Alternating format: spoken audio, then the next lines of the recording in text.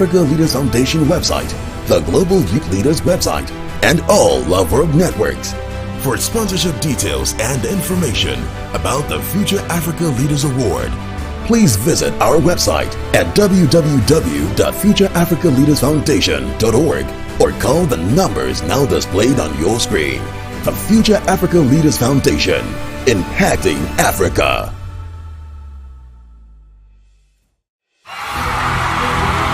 We recognize young people from all over Africa who are doing marvelous things in their various nations. It is our vision to raise strong, intelligent, smart leaders in Africa. This is a special project for Africa, and so we call it the Future Africa Leaders Awards. The Future Africa Leaders Awards is an exceptional celebration of inspiring young leaders, cream of the crop from across Africa, who have demonstrated exemplary leadership and impacted their nations. This year, we will be selecting young leaders at the Future Africa Leaders Awards nomination show. This is another opportunity for young leaders who are causing a change and solving problems to be showcased at the prestigious Future Africa Leaders Awards nomination show. The nomination show is happening on Sunday, the 18th of December, 2022 at 7 p.m. GMT+1 and will be aired on the Future Africa Leaders Foundation website, the Global Youth Leaders website, and all Love Work networks. For sponsorship details and information about the Future Africa Leaders Award, please visit our website at www.futureafricaleadersfoundation.org or call the numbers now displayed on your screen. The Future Africa Leaders Foundation, impacting Africa.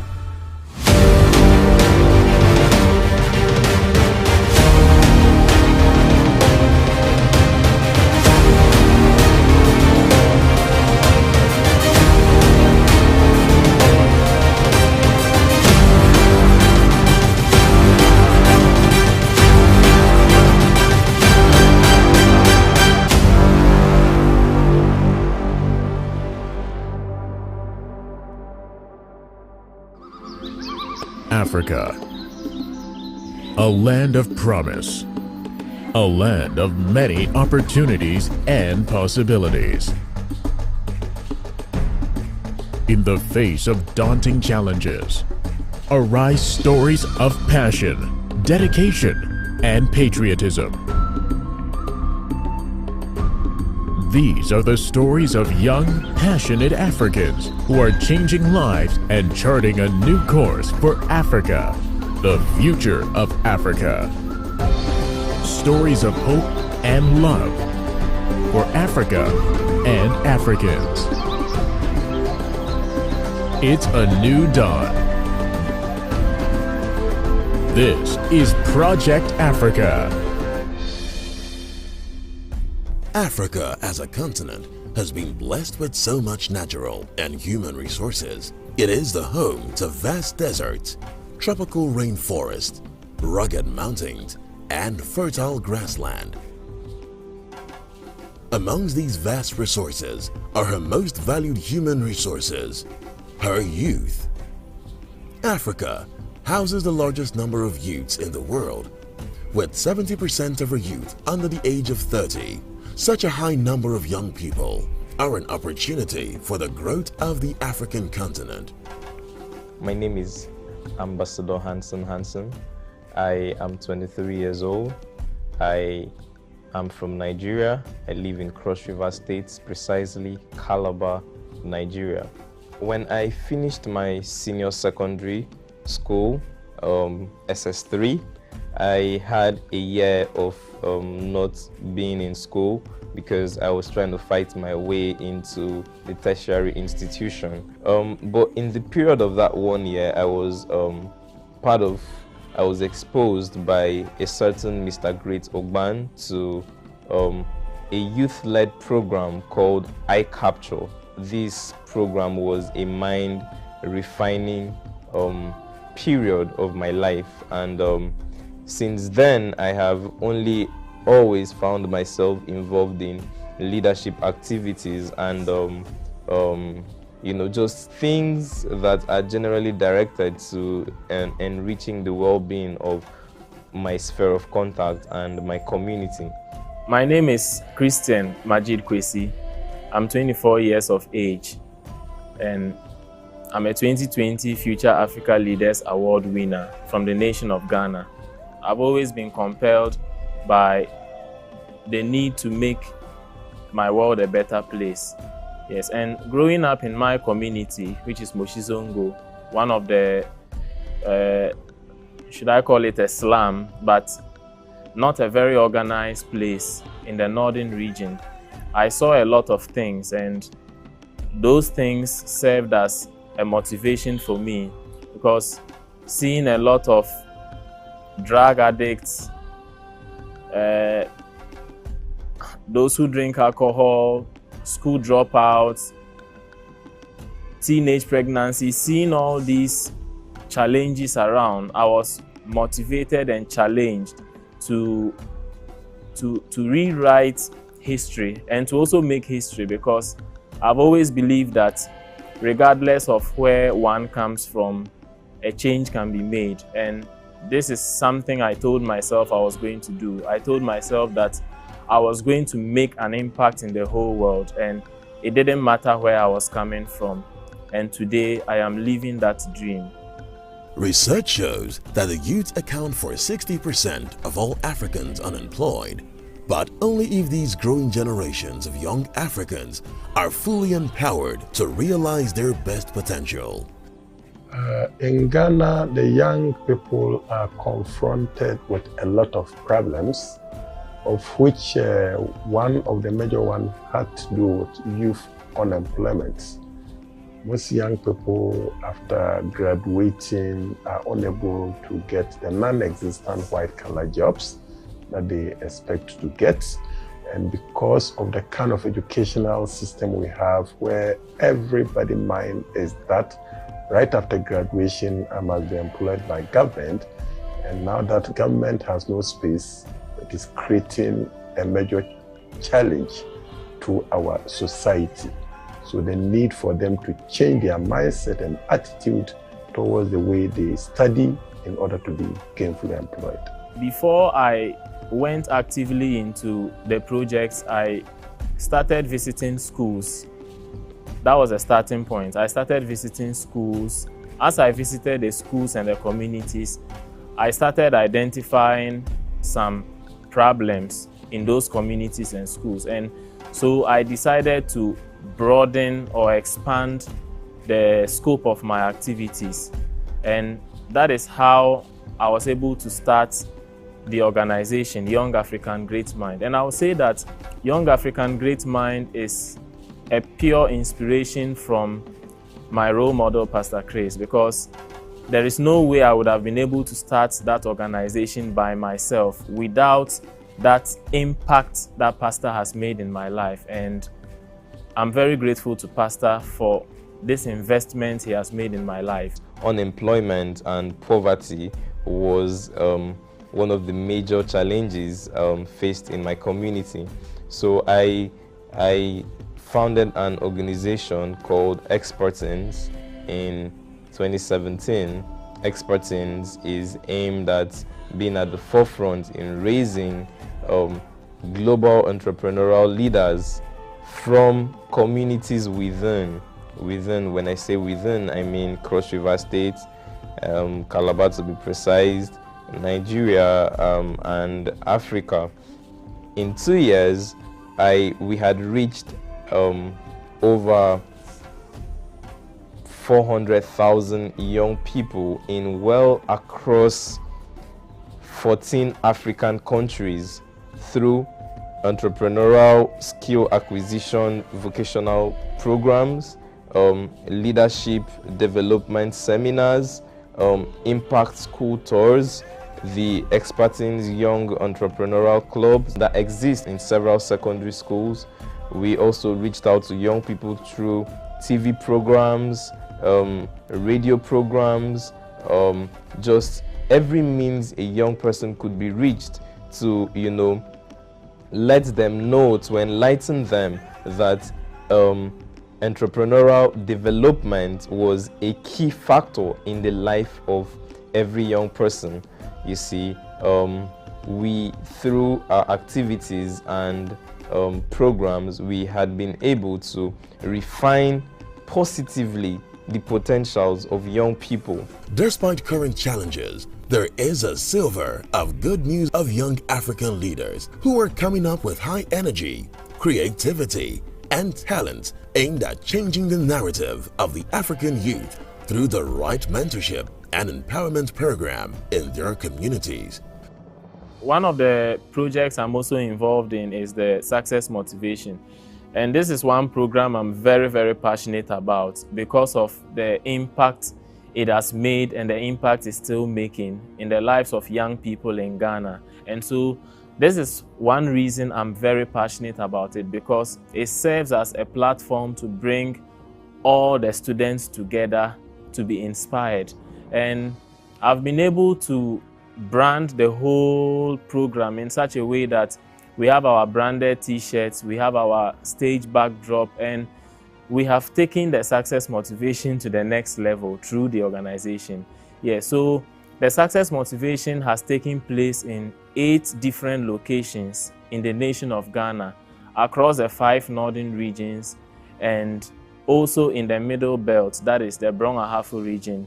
And it has taken place in a number of schools, such as WASEC, WASEC Tech, St. Francis Girls, SUSEC, and other schools. The list goes on and on and on. And so this program has actually helped young people who in time past didn't have access to role models and mentors directly. The purpose is to help them get inspired. They share their life story, they share their experiences with them. And at the end of the day, they also have that networking opportunity to connect with these people, such that even after school, they remain connected with them. This is a platform to inspire them, to help them live their true potentials and to live out their best. Yes, and the success stories of this program is endless, because most of the students we have interacted with, most of them are currently in the tertiary. That's for those who have completed, and some of them too have ended up as leaders. Some of them have even completed their tertiary education, and some of them are working. And so the Success Motivation is really making a big impact in Ghana. Through the Success Motivation Conference, you see young people encouraging and motivating colleagues to think outside normal. The program has availed to a lot of young people that there are opportunities out there that they can take advantage of, and I can tell you that has impacted greatly on the lives of people. As a Future Africa Leaders Ambassador, one of the major programs I was able to organize was the 2022 Future Africa Leaders Conference. So the aim of the conference was to equip leaders of institutions and leaders of several communities with the idea and the right mindset for making a difference in their various communities and institutions. One of the measurable targets or goals of the program was that after the program, in 6 months, we were going to organize 100 projects of change. So there was a call to action. We had well over 500 leaders from schools and communities in attendance. I mean, we packed out our venue, we had 2 overflows. It was successful on so many levels. Some of the beneficiaries from this conference who we later elected as mentors for the rest of them are people who, you know, right after the conference went full speed and with dauntless determination into making a difference in their various communities. A very perfect example is a young girl. Her name is Favor Efiom. This was someone who, before coming for the conference, she came for the conference depressed because she was sexually harassed just prior to this conference. she was invited for the conference, but then after the conference, she literally forgot about her past experience. But then she rather used that story as a reason to reach out and make a difference in our community. Coming to that conference for months, I was actually going through a lot. And I spoke to Brother Hansen, and he told me that the conference is just what I need at this point of my life. Coming for that conference, I just came in reluctantly, sitting down on that seat and feeling like I can't wait for this conference to be over. It's a long conference and all. And when Brother Hansen came up and he started talking, and first off, when I came in, I was like, Future African Leaders Foundation, it's for people that want to impact their world, and I don't think I'm in that picture at that point. And I was just living my life. So sitting down on that seat that day, and Brother Hansen started talking, and his words started piercing through my heart. And sitting on that chair, I just knew I had to do something. He said something. It does not matter what you're going through. It does not matter what is happening in your life at this point. Instead of wanting or waiting for certain things to happen to you, make things happen. And I was so amazed. I was like looking at his project and all while he was talking to students of all he has done for years. And I was so happy that I was in that conference, because that was it for me, because I don't know where I would have been right now if I wasn't in that conference. I had Save the World campaign where I went into the streets and I fed over 300 street kids. I gave them food, I gave them drinks, I gave them, for the female girls that were there, that were street kids, I gave them sanitary pads, we shared food, we shared clothing and a lot of things. And the children were so happy. And it was amazing. It was amazing doing that. Also, I had several projects in school. We had a malaria test strip and a malaria campaign in the secondary schools. We gave the students free malaria tests and the teachers. So we taught them how to have a malaria test even in their homes, how to take care of themselves, what to do when they feel that they are sick. You don't just have to go to the hospital or go to a pharmacy to get drugs first. First off, you test yourself. Even with it also helped because most of them get to spend so much if they want to go to the hospital. But when you know what to do, when you're supposed to do it, it's more easy. And we taught them how to take care of themselves to prevent malaria.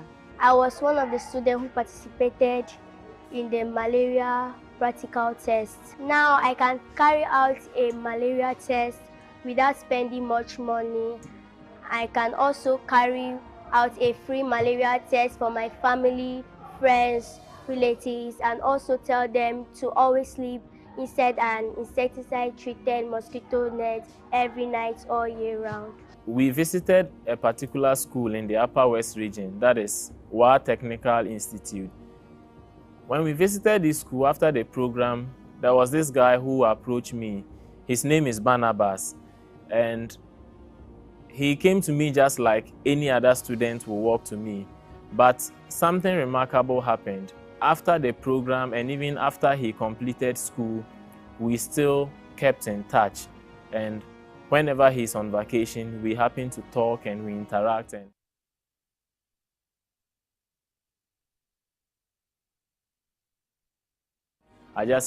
he shares ideas with me and I also share ideas with him. And when he completed school, he was able to start his own business. And today the business is still in existence and the business is running. He is also engaged in other businesses too.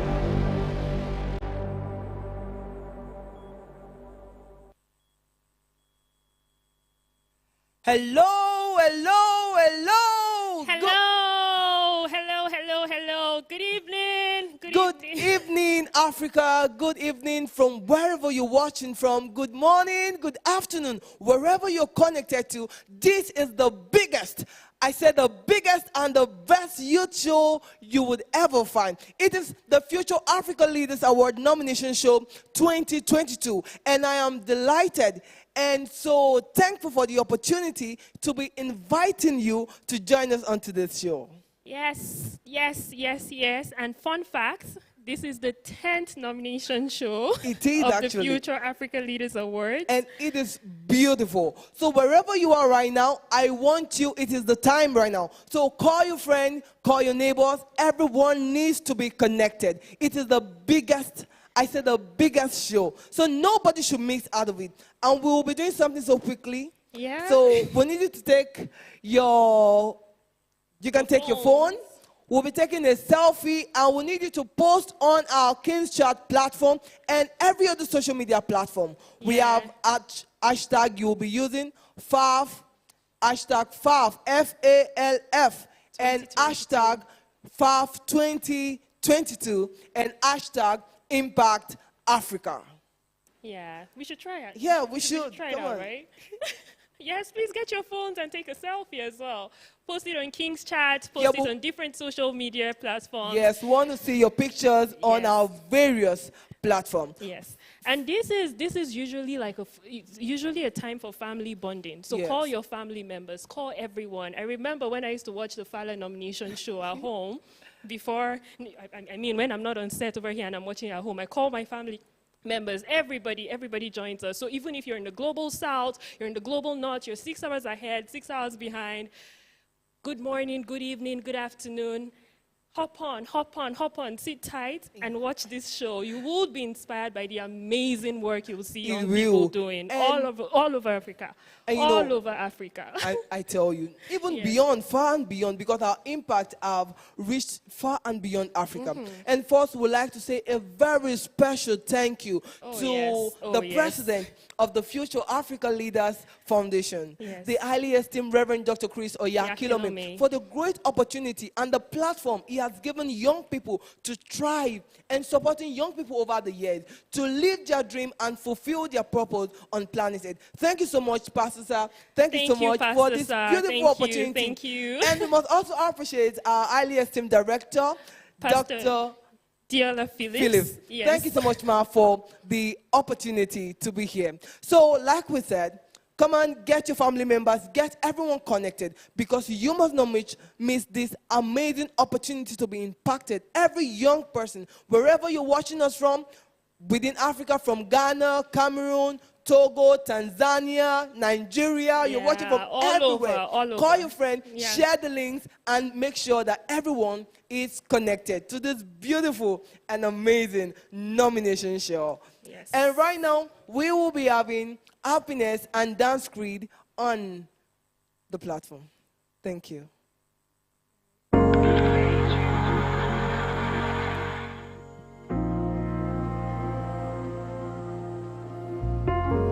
Travel the circumference of this earth, but this place is where the pie is.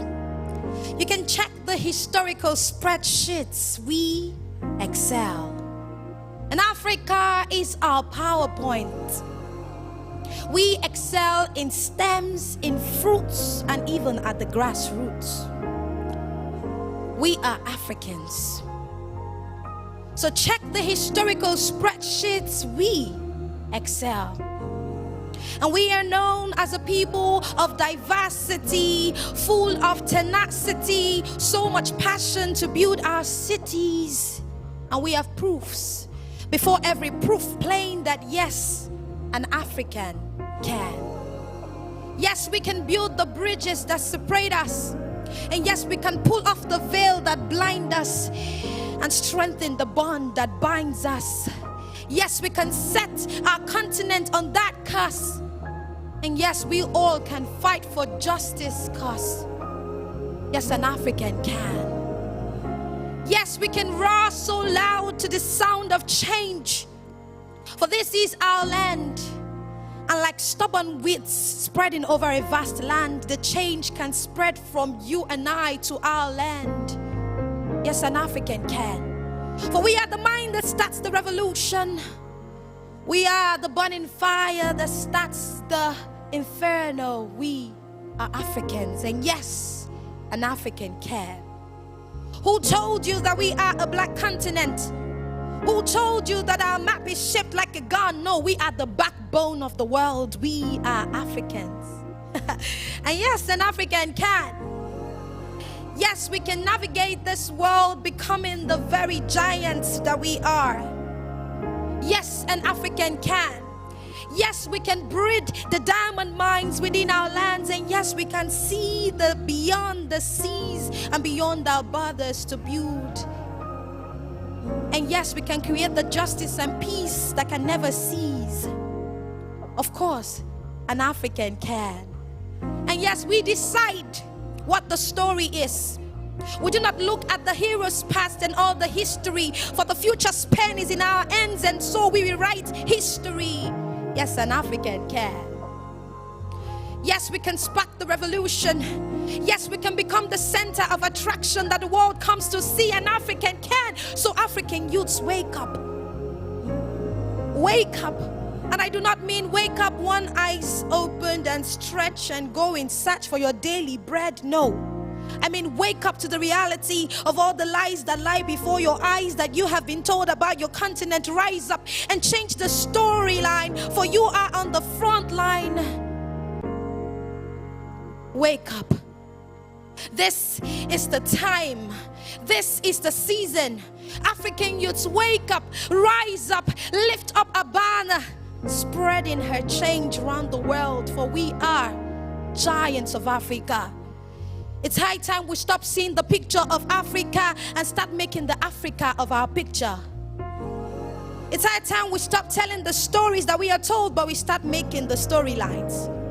So wake up, rise up, stand up as the giants that you are. African youths, wake up. Wake up. Wake up.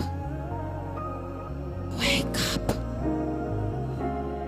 Wake up.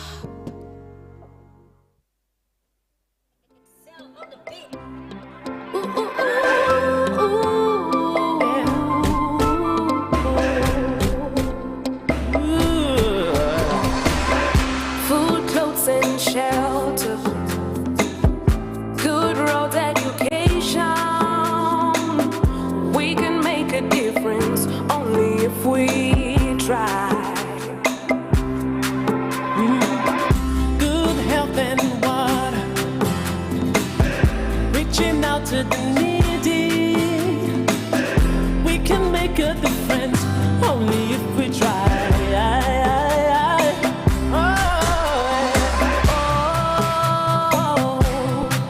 We are the stars shining up on the hill. Let's make it work. Let's make it work, 'cause we have all it takes. We're building Africa.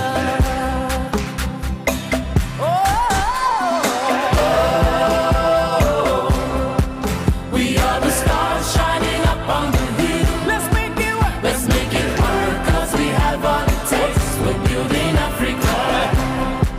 Let's go. Hey. I know I could be the change. A change that I know African is. I know I could make a difference. Building the Africa of my dreams. Yeah, I'm that change catalyst. Speeding up the change for Africa. Yeah, we gon' make it through this one goal at a time. We gon' make it better. Leading up tomorrow rise. Ay, look around, open your eyes. Ay, the future is now. Today's yesterday's tomorrow. Everybody realize. Ay, leading up tomorrow rise. Ay, look around, open your eyes. Ay, today is yesterday's tomorrow. Everybody realize. We are the stars shining up on the hill. Let's make it work. Let's make it work, 'cause we have all it takes. We're building Africa. Come on, everybody.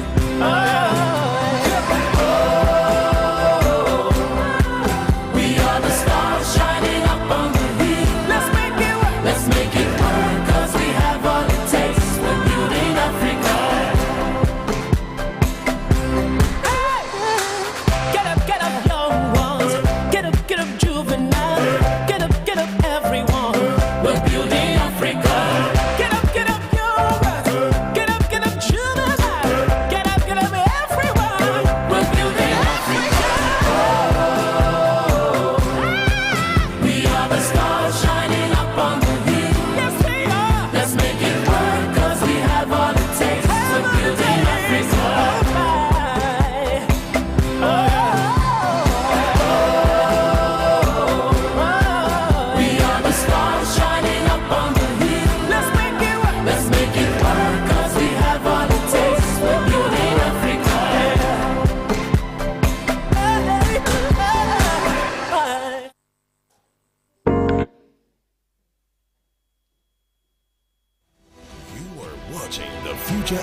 Leaders Awards nomination show.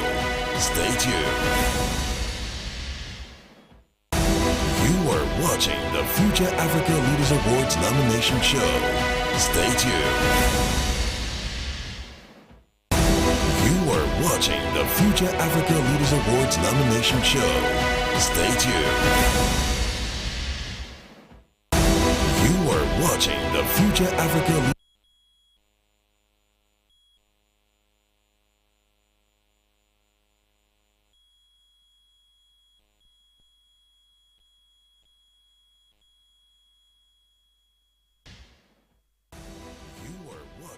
Future Africa Leaders Awards nomination show.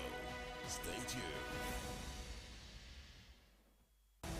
You are watching the Future Africa Leaders Awards nomination show. Stay tuned.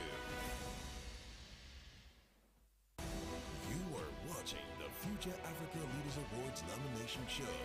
Stay tuned. Okay. Thank you so much. Hope you're still together with your family, with your friends, you've called everyone, and you're sitting right there comfortably and ready for the Future Africa Leaders Awards nomination show. Like I said earlier when I came up with Ambassador Victor Umba, I said this is the 10th nomination show. And I'm excited. I'm always excited about the Future Africa Leaders Awards nomination show. It's been 10 years of beautiful impact all across Africa. And once again, I want to say thank you to my president, the founder of the Future Africa Leaders Foundation, Reverend Dr. Chris Oyakhilome, DSC DD, for such a beautiful opportunity. And thank you to the director, the esteemed director of the Future Africa Leaders Foundation, Dr. Diola Phillips. It's been so amazing. And for many years, Africa has lacked mentorship. It's hard to say that, but for so many years, there has been something lacking among young people, and that's mentorship. But beautifully, the Future Africa Leaders Foundation came about about 10 years ago, and we've had the privilege to be mentored by great people in Africa, by people who have made huge impact. And one of those is our own president, the highly esteemed Reverend Dr. Chris Oyakhilome. And it's so good to be watching today the impact of the foundation for 10 years. I'm already in 2023. Yes, for 10 years. It's so good, so good. I won just 5 years ago, and I'm just impressed. Every year there's something beautiful. Always setting the bar. It keeps getting bigger and higher every year. And trust me, as you watch from your homes, from wherever you are in the global south and the global north, you're going to have an amazing program. And now the Future Africa Leaders Foundation is focused on exploring, raising, building, inspiring the potentials of young leaders in Africa and making us do sustainable impact and projects. And for so many times we've heard it, Africa will be built by Africans, and that is exactly what we're doing. We are so action-oriented, and today you would see so impactful work going on. I mean, the Future Africa Leaders Foundation has penetrated all 50 Africa, including Seychelles, Sudan.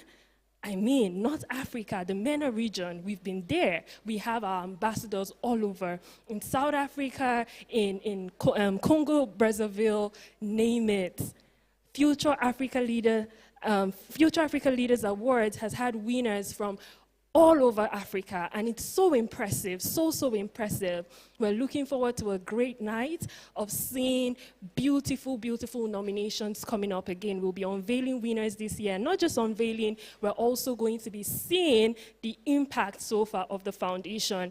Beautifully, we've had several heads of states come on this platform during the Fala Awards, including the well-known statesman, His Excellency President Olusegun Obasanjo, who was the former president of Nigeria. We've had His Excellency Dr. Goodluck Ebele Jonathan, and we've had other dignitaries grace this platform. It's so inspiring, it's been beautiful, and I want you to sit back, watch, and enjoy yourself. Again, please use the hashtag on various social media platforms, FALF, FALF 2022, hashtag FALF 2022, hashtag Impact Africa. Take your selfies, take your group photos, and post all over social media.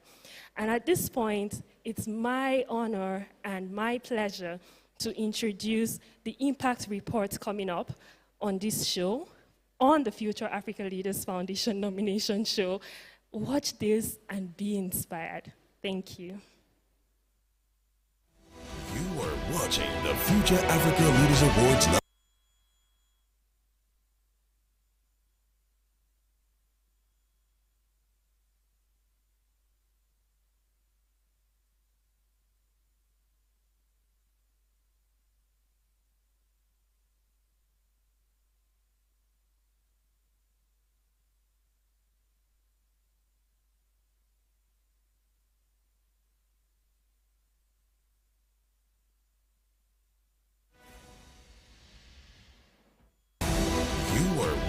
The Future Africa Leaders Awards. The Future Africa Leaders Foundation recognizes and celebrates outstanding contributions to the development of Africa through vibrant youth leaders who have distinguished themselves as change makers by carrying out projects and initiatives that have shaped the course of Africa over the years. The recipients of this auspicious award and grants do not relent in meeting the challenging needs of their nations as they build the Africa of their dreams. Hello world, hello Africa. My name is Nzometia Mary Setup. I'm the 2021 Future African Leaders Award Star Prize winner from Cameroon. I am also the founder and CEO of NEFTEC, an organization that leverages technology to build innovative solutions to local problems and to create an impact by raising the next generation of innovative tech leaders with digital and entrepreneurial skills. Hello, my name is Deogracias Mayu. I'm from Benin Republic. I'm a Fala 2021 award winner. And I'm also a CEO and the founder of the Young African Farmers Initiative, YAFI, whose vision is to introduce, to train students in primary school and also high school in endogenous and modern agricultural skills. My name is Ambassador Isaac Bitrus Ngida, 2021 Fala winner from Nigeria. Hello, I'm Ambassador Ngasa Merlin, Future African Leaders Award winner 2018 from Cameroon. I'm also the founder and the president of the Renewed Mind Leaders organization, which is a youth leadership movement which is out to train, build, and equip young people for visionary leadership.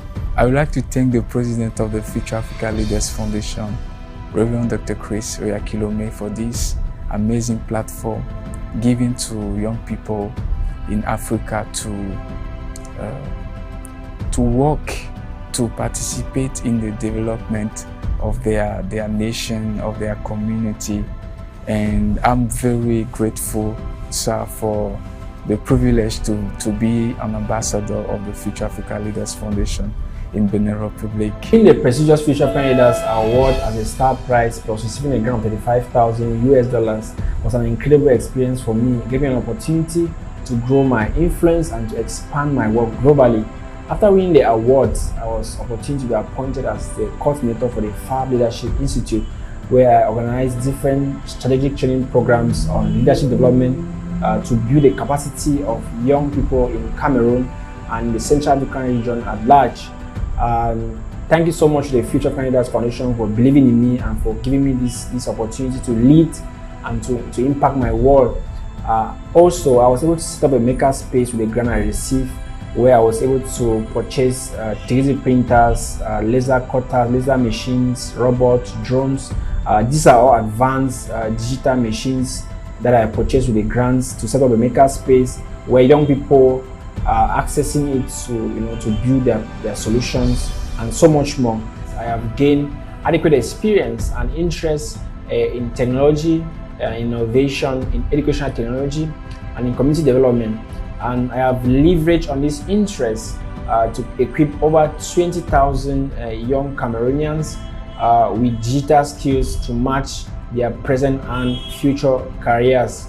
And some of the activities that we do to achieve this goal are we organize the Holiday Tech Camp that has impacted over 1,000 children between the ages of 7 to 17 years, where we teach them on computer programming, we teach them on robotics, we teach them on virtual reality, on 3D printing and modeling, Internet of Things, and so much more. And the impact from this training program has been so massive, because at the end of this training, we have these children are able to write computer programs, to build their own websites, to make their own applications, to make their own games, and they are able to put things together to make their own robots. They are able to pilot drones.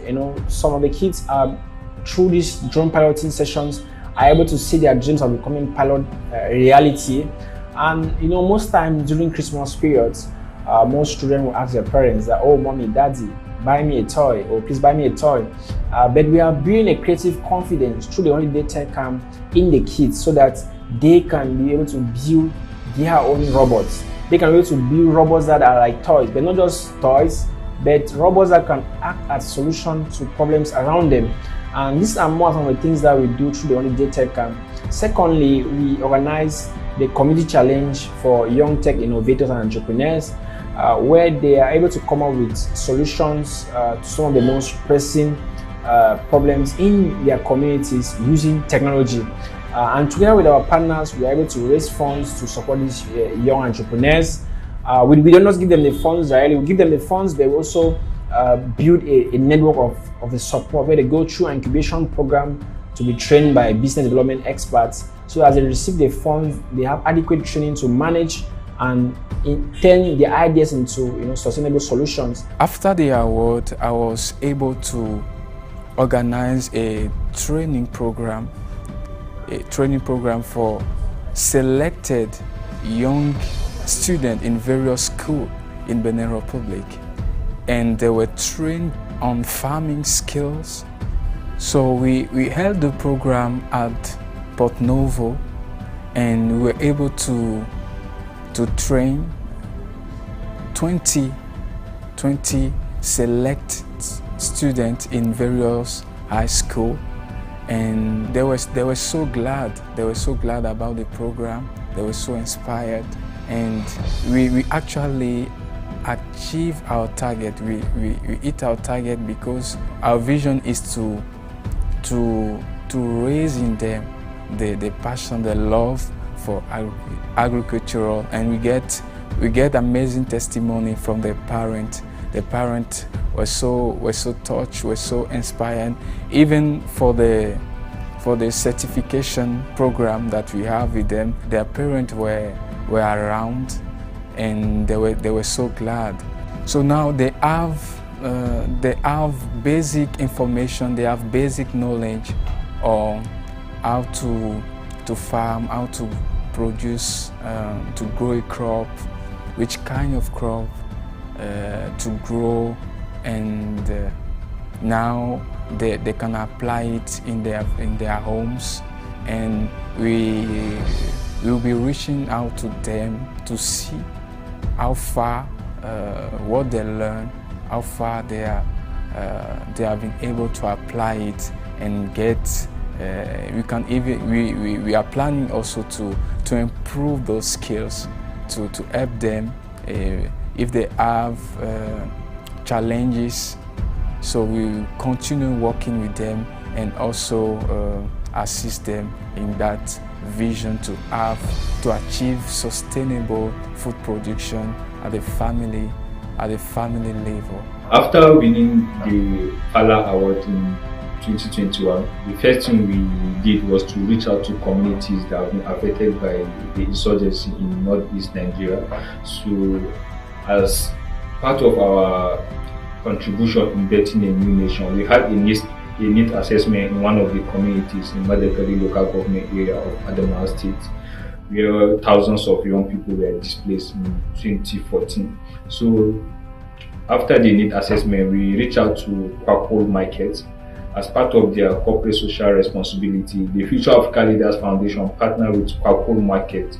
So through this partnership, we are able to set up a modern ICT center in Maiwandu village of Madagali local government area of Adamawa State. So as a result of the insurgency, the young people there have difficulty in accessing a modern ICT center. So you see young people trekking for close to like 10 kilometers before going to school. So through this intervention, we are able to set up a modern ICT center, and the Adamawa State government were able to set up a senior secondary school in junior secondary school Maiwandu. So they now have a senior secondary school as a result of the modern ICT center we set up there. Presently, the ICT center is being used by over 1,000 young people there in Maiwandu village in Madagali local government area of Adamawa State. It was quite challenging for us due to bad road and security challenges in northeastern part of Nigeria, but we thank God it was a success, because in the race to add value to our society, there's no finish line. For some time now, since 2016, our country, Cameroon, has been experiencing some challenges as a result of the socio-economic or the political crisis in our nation, especially in the English-speaking region of our country. And a research shows that over 900,000 children are out of school as a result of the crisis in the English-speaking region in our country. The president of the Future Africa Leaders Foundation has taught us that success is identifying a need and reaching out to solve that need. So we embark on a project to identify, support, and mentor 1,000 children back to school. And we started already a project that we call Education Cannot Wait. Like this year, some of the guys fighting the government declared that there will be no school in some areas, and some of these children that have been out of school, some of them have become they have some early pregnancy, drug abuse, theft in the town, in the community, because these children are not in school. So together with my team, we went out to these villages. We identified over 500 children who were not in school. We were able to support 250 of these children back to school. We gave them school bags, we gave them school books, we paid the school fees of some of them, both in the primary and in the secondary school. And then also we did something that we call Feed a Child Back to School, where me and my team were able to give food, support the children with food and their parents, as a source of encouragement why they should go back to school. And then we also did a medical checkup, because in our organization, that's the Renew Mind Leaders, we have many medical doctors in our network where we have mentored them over the years. Some of them, we met them in medicine school. So we have trained them, and they have caught this vision, and they see it as an opportunity also for them to contribute to the society. So we did medical checkup back to school, where these children that were identified in these villages, we did medical checkup for them to ensure that their health was sound for them to go back to school. And then I told the parents of the children that we are not just going to support these children back to school, but we are going to have a mentorship program where we are going to follow them up. We have medical doctors in our team. We have engineers in our team. We have lawyers in our team. We have teachers. So depending on the dreams of these children, we are going to have role models who are going to stand to mentor and hold the hand of these children till the university. And by the special grace of God, we are looking forward that next year we are going to empower more children and bring them into our scholarship program.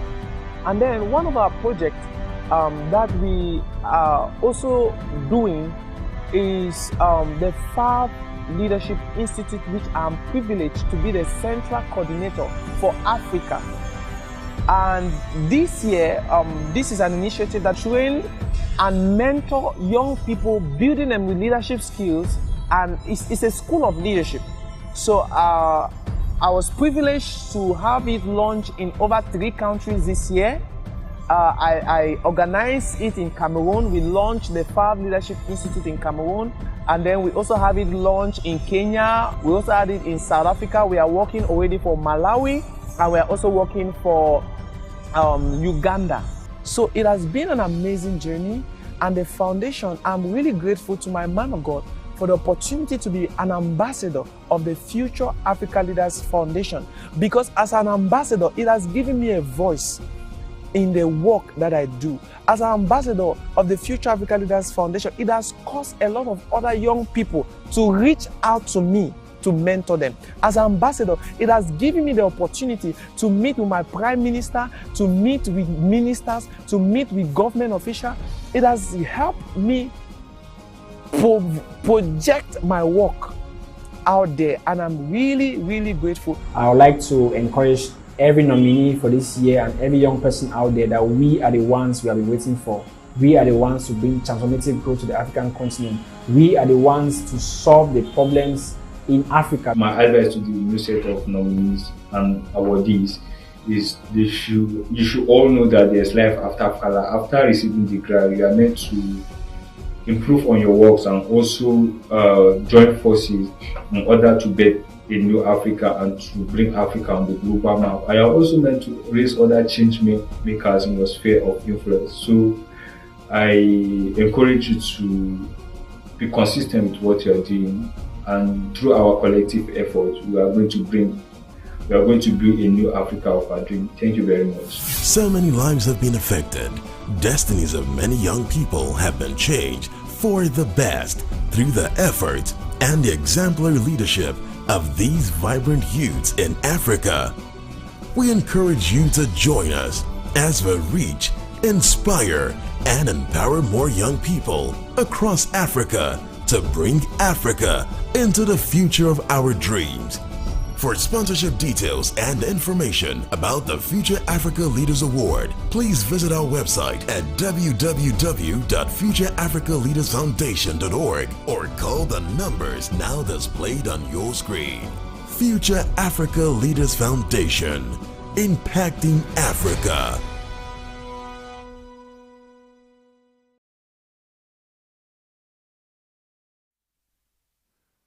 Welcome back to the Future Africa Leaders Award Nomination Show. Welcome back to this special segment, and this is the talk show segment. But before we go on further, I know our 2 special compares have already welcomed you to this year's nomination show, but I want to do so again. From all over the world and from all over this special and great continent of Africa, I welcome you to the nomination show. And I want to thank the president of the Future Africa Leaders Foundation, our man of God, our prophet, our shining light and guide, the president of Love World Incorporated, Pastor Chris Oyahilome, DSc, DD, PhD. I want to thank you, Pastor, for the special privilege you've given to me to host the nomination show and to also host the award show. Thank you so much, sir. It's so amazing that 10 years have gone by of this great innovation and platform that you've given to the young people of Africa to blaze a new trail and to fulfill the vision that God has given to you and that has impacted the continent and indeed the world at large so strongly. Thank you, sir. We're here another year to announce those who have been privileged to have their work and effort at building Africa showcased to the whole world. I also want to thank and acknowledge the director of the Future Africa Leaders Foundation, the highly esteemed Pastor Dr. Deola Phillips. Thank you also for the platform and the opportunity to anchor a part of the nomination show. And thank you and well done for the brilliant work that you and your team are doing to put the, drive the vision and the goals and objectives of the Future Africa Leaders Foundation and bringing them to fruition. Now, all those of you, our esteemed viewers that are watching online, on television, from across the world, different platforms, different television stations, get on social media and post your participation pictures. Get doing it now. Post your participation pictures and use the hashtags, hashtag FALF. That is FALF, Future Africa Leaders Foundation. Hashtag FALF, hashtag FALF 2022, and hashtag Impact Africa.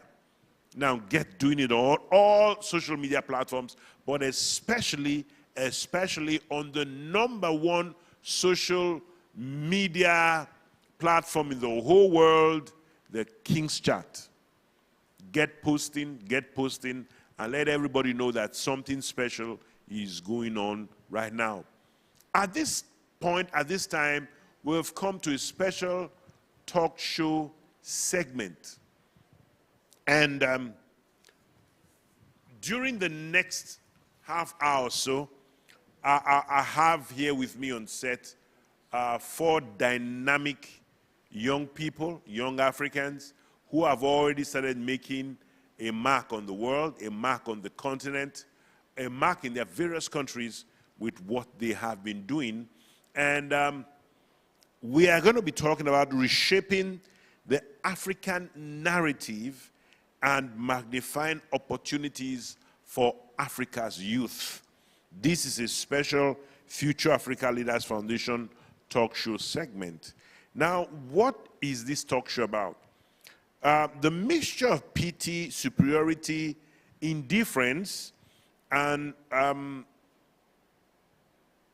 indifference tailors a dangerous narrative that typically depicts how Africans are usually viewed as poor, pitiful, tribal. That is a people that have always been and will continue to be challenged with famine, war, and all things unstable. That's how the world generally looks at Africa, and it's a narrative that has been driven. This narrative is false. It's false, and it is driven by an agenda. But that's how a lot of the world has been seeing Africa. Even Africans, that's how they see themselves.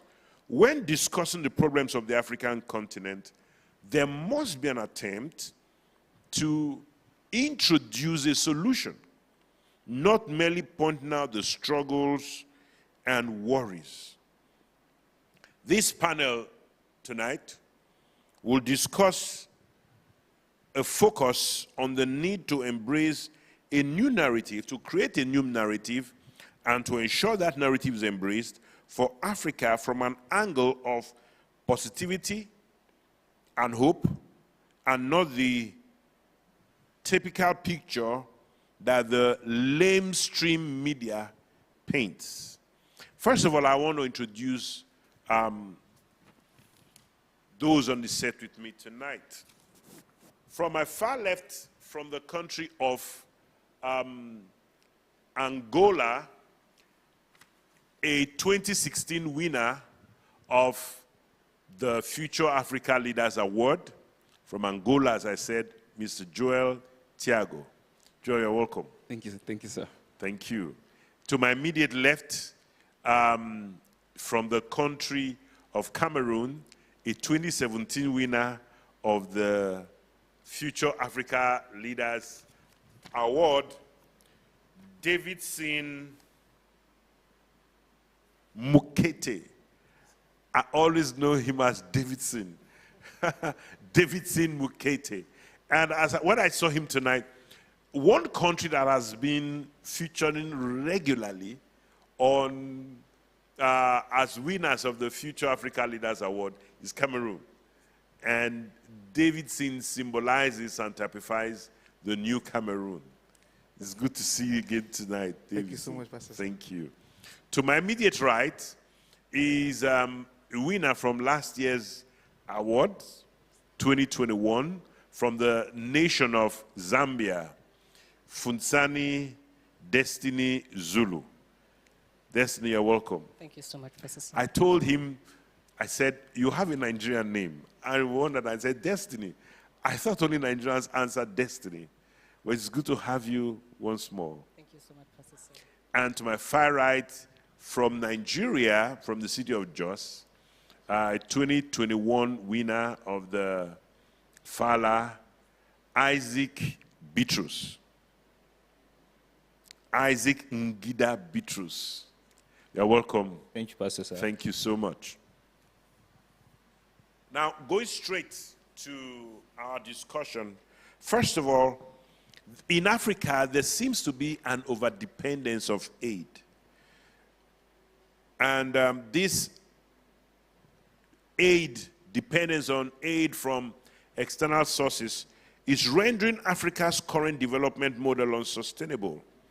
Inasmuch as Africa is a resource-rich continent that still faces economic growth and development challenges, the real key to improving Africa lies with African leadership rather than external agencies and assistance. So the question is, can we truly aspire to an Africa that is beyond aid, that has robust systems and self-reliance? I would like to ask Joel, Mr. Thiago, to discuss this question. Thank you, sir, for this great privilege. Before I even say anything, I want to express my gratitude to our president, Reverend Dr. Chris Oyakilome, for this platform to make impact. Because everyone knows my story. I was a refugee before, and I came out from becoming a refugee to this great man that I am today. And this is because of the type of training that I received through the Future Africa Leaders Foundation and through the teachings of our president. His mindset and his leadership has impacted our lives so much that we cannot but just be successful and very influential. So coming back to the question, I would say that what these persistent studies show is not true, it's not real, and we cannot accept it as Africans, because the way we show ourselves, it's very important. That's not what we did. Let me say, this is what many leaders did. It's a result of what many leaders did. They showed Africa to be let me say a dependent place, a nation of dependent people, and they showed most of the problems instead of the solution. So what we need to do is to focus on the solution rather than focusing on the problem. And when we are carrying out a project, we need to focus on the solution that we are bringing to the world. I always give my examples to people concerning the things that I did, because I worked on the research of the whole country of Angola on the sector of education. I finished it on the year 2021. And the way we presented the results was the right way, because we presented the solutions after analyzing the problems. So that's what we expect every young African to do. And like what I do, I also do technology, for example. And in IT, there's something that I did. I created it's a software that translates our own languages to Portuguese, because we speak Portuguese as an official language, yes. So that software that we created, with that software, people can portray the culture, the African culture, in a more sophisticated manner. Because culture is what everyone is carrying, but the way you carry it is very important. So I think digital transformation is something that we should all focus in and dive in, because when I was also talking to the previous daughter of the president, the passed on president, those are the things that I told her. I told her that we need to focus on digital transformation. And if we can capitalize on digital transformation as well, we'll be able to actually bring a stable economy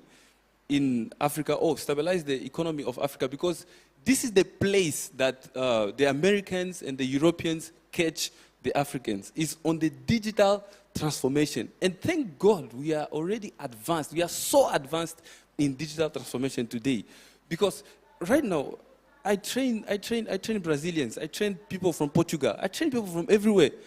I don't depend on like the money from Africa. No, there are people who pay me from outside. They pay me in dollars. Why? Because I have no limits. And just to say something is that we in Africa, we have the resources. Even if Europe was not supposed to pay anything to us or give anything to us, we already have everything that we need. Everything that we need is in Africa. So if they are striving in digital transformation and we are also advanced in it, I think there is no stopping us. And the way you present yourself is very important. That is the key, is how you present yourself, how you present what you are doing. No matter the problem, every continent has a problem, but the way they present their problems and their solutions is different from the way we present our own. So if we can change this aspect, I think Africa is going to be a transformed place, because we are already richer. We have resources. We have everything that we need.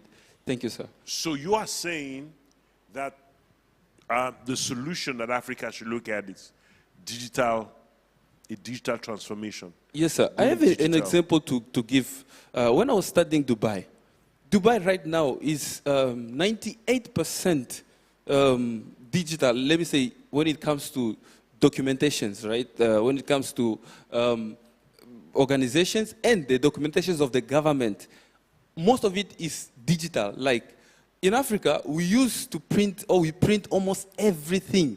And this is billions of dollars that we use in a year. So if we can change that aspect, we will save billions of dollars already. So digital transformation is not something that we are going to slack on it. No, we are not going to do that, because there are many intelligent people in Africa. Like, for example, there are some new technologies that came out through AI, for example. That's some of the things that I'm teaching people. You can tell the AI to bring the codes that you need for you. You can tell it what to do. So if AI can do that right now, and we in Africa, we are the ones who know our problem, and we can really bring the innovations that we need using all those technologies, there's nothing we cannot do. Okay. Thank you so much. Thank you so much. The next thing we're going to talk about is the continent of Africa is neither as poor nor as static as the collective body of persistent studies suggest. Now, in carrying out projects as future Africa leaders, it's important to focus more on magnifying the solutions rather than the problems. We must change the way we talk and think about Africa. I'd like to ask Destiny Zulu from Zambia to shed more light on this. Thank you so much, Pastor Titi, sir. I would like to especially thank our dear President of the Future African Leaders Foundation, Reverend Dr. Christy Kilome, for according me the opportunity to serve in the foundation. I'm grateful to Pastor because he believes in Africa and the youth thereof. I'd like to also especially thank the Director of the Future African Leaders Foundation, Pastor Dr. Diola Phillips, for believing in me and all of us in the foundation. Pastor, sir, please allow me to also thank my regional pastor. Thank you, Pastor Ose Oyakilome, for loving me and supporting me all the way. I love you, ma. Pastor, yes, indeed. We Africans need to stop focusing on the history and let me use the word destructive history and the undesirable elements thereof, and focus on the aspects that contributes to the greatness of our continent. And Pastor, with your permission, I would like to quote the president of the Future African Leaders Foundation, Reverend Chris Kilome. He could often say, changing mentalities is necessary to achieve a complete transformation.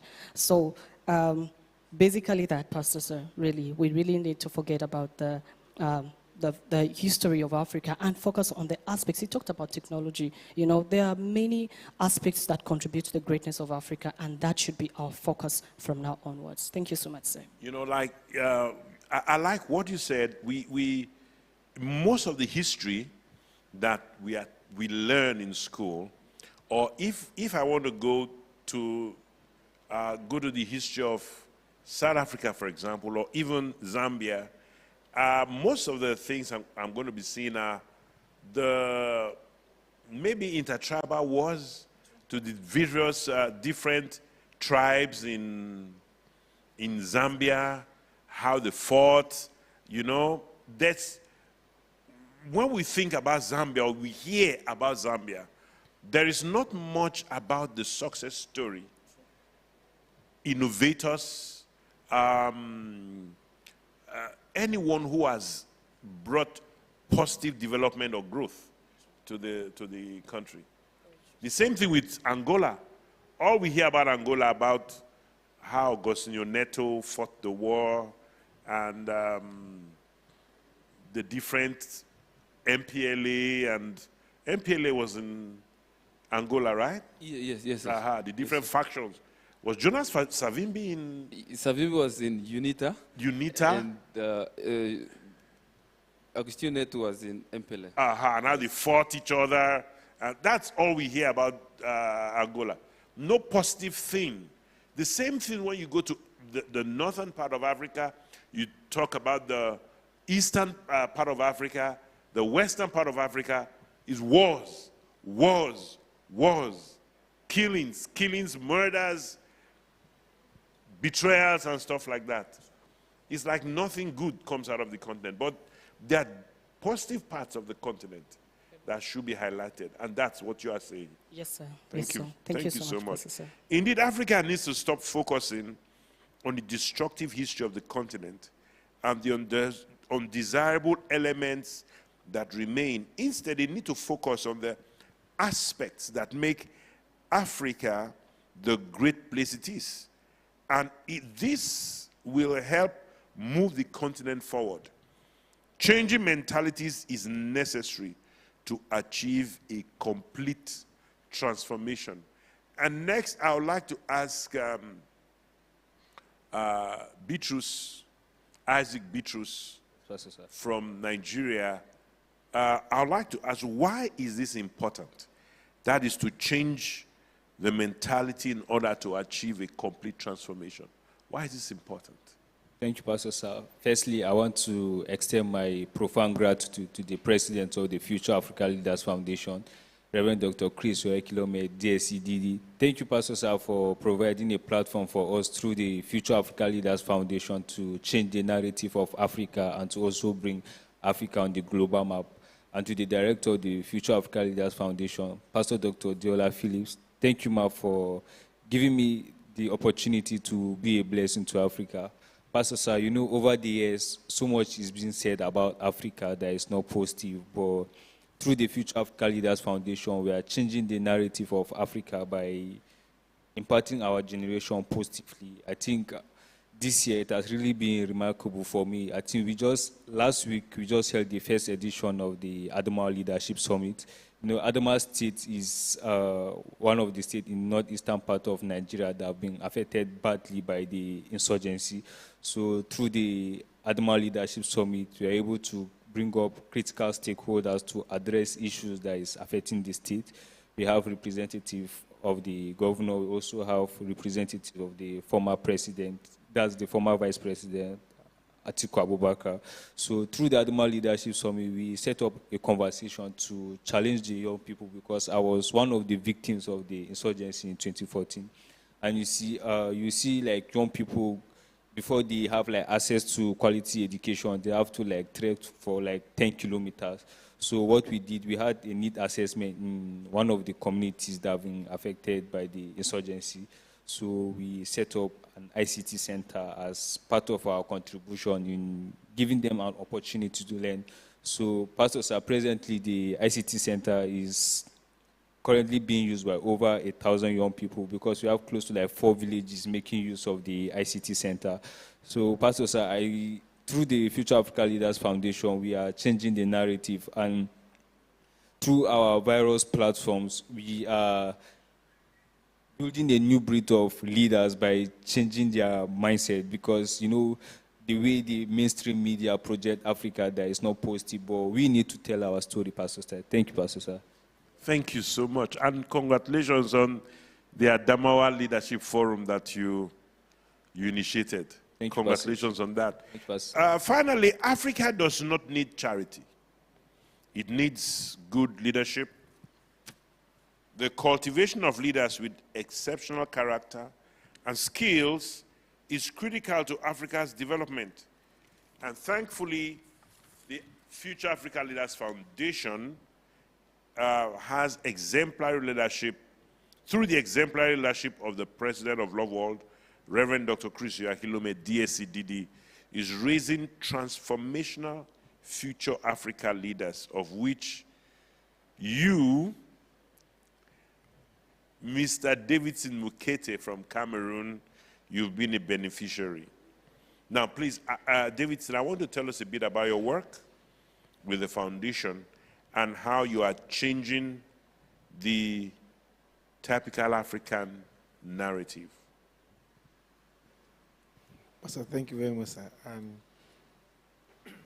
So I'm very grateful, first of all, to the president of the Future Africa Leaders Foundation, who also doubles as the president of Love Incorporated. And I dare say, sir, that he triples as the president of the world. And sir, thank you so much for your liquid love that you've shown us over the years and still do show us through the Future Africa Leaders Foundation. Sir, thank you for being on set with you. Sir, every time I'm on set with you, it's like being there for the very first time.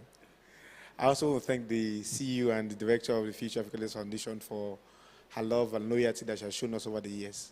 And more importantly, my zonal director or pastor for always having the time and the energy to give his confidence and vote of confidence to us. We are very grateful so much, Pastor Akin Oketuji, sir. Sir, quickly, it's true that Africa does not really need all these things that they call it aid. I think that Reverend Chris Oyakhilome puts it better. He says they are handouts. And that's actually what they are. They are no aids, because if I issue you help and the help has strings attached, a lot of strings attached, then it's no longer help. China will say, if I have to give you aid, then Hong Kong, you have to recognize that Hong Kong is part of China. So you really, it's not, you are paying me for, in fact, you are buying for my conscience in a very subtle way, and it's a wicked way to do. So quickly, my effort through the Future Africa Leaders Foundation, I won in 2017, and since winning in 2017, my goal has been to raise other persons like myself. Because a success without a successor is failure.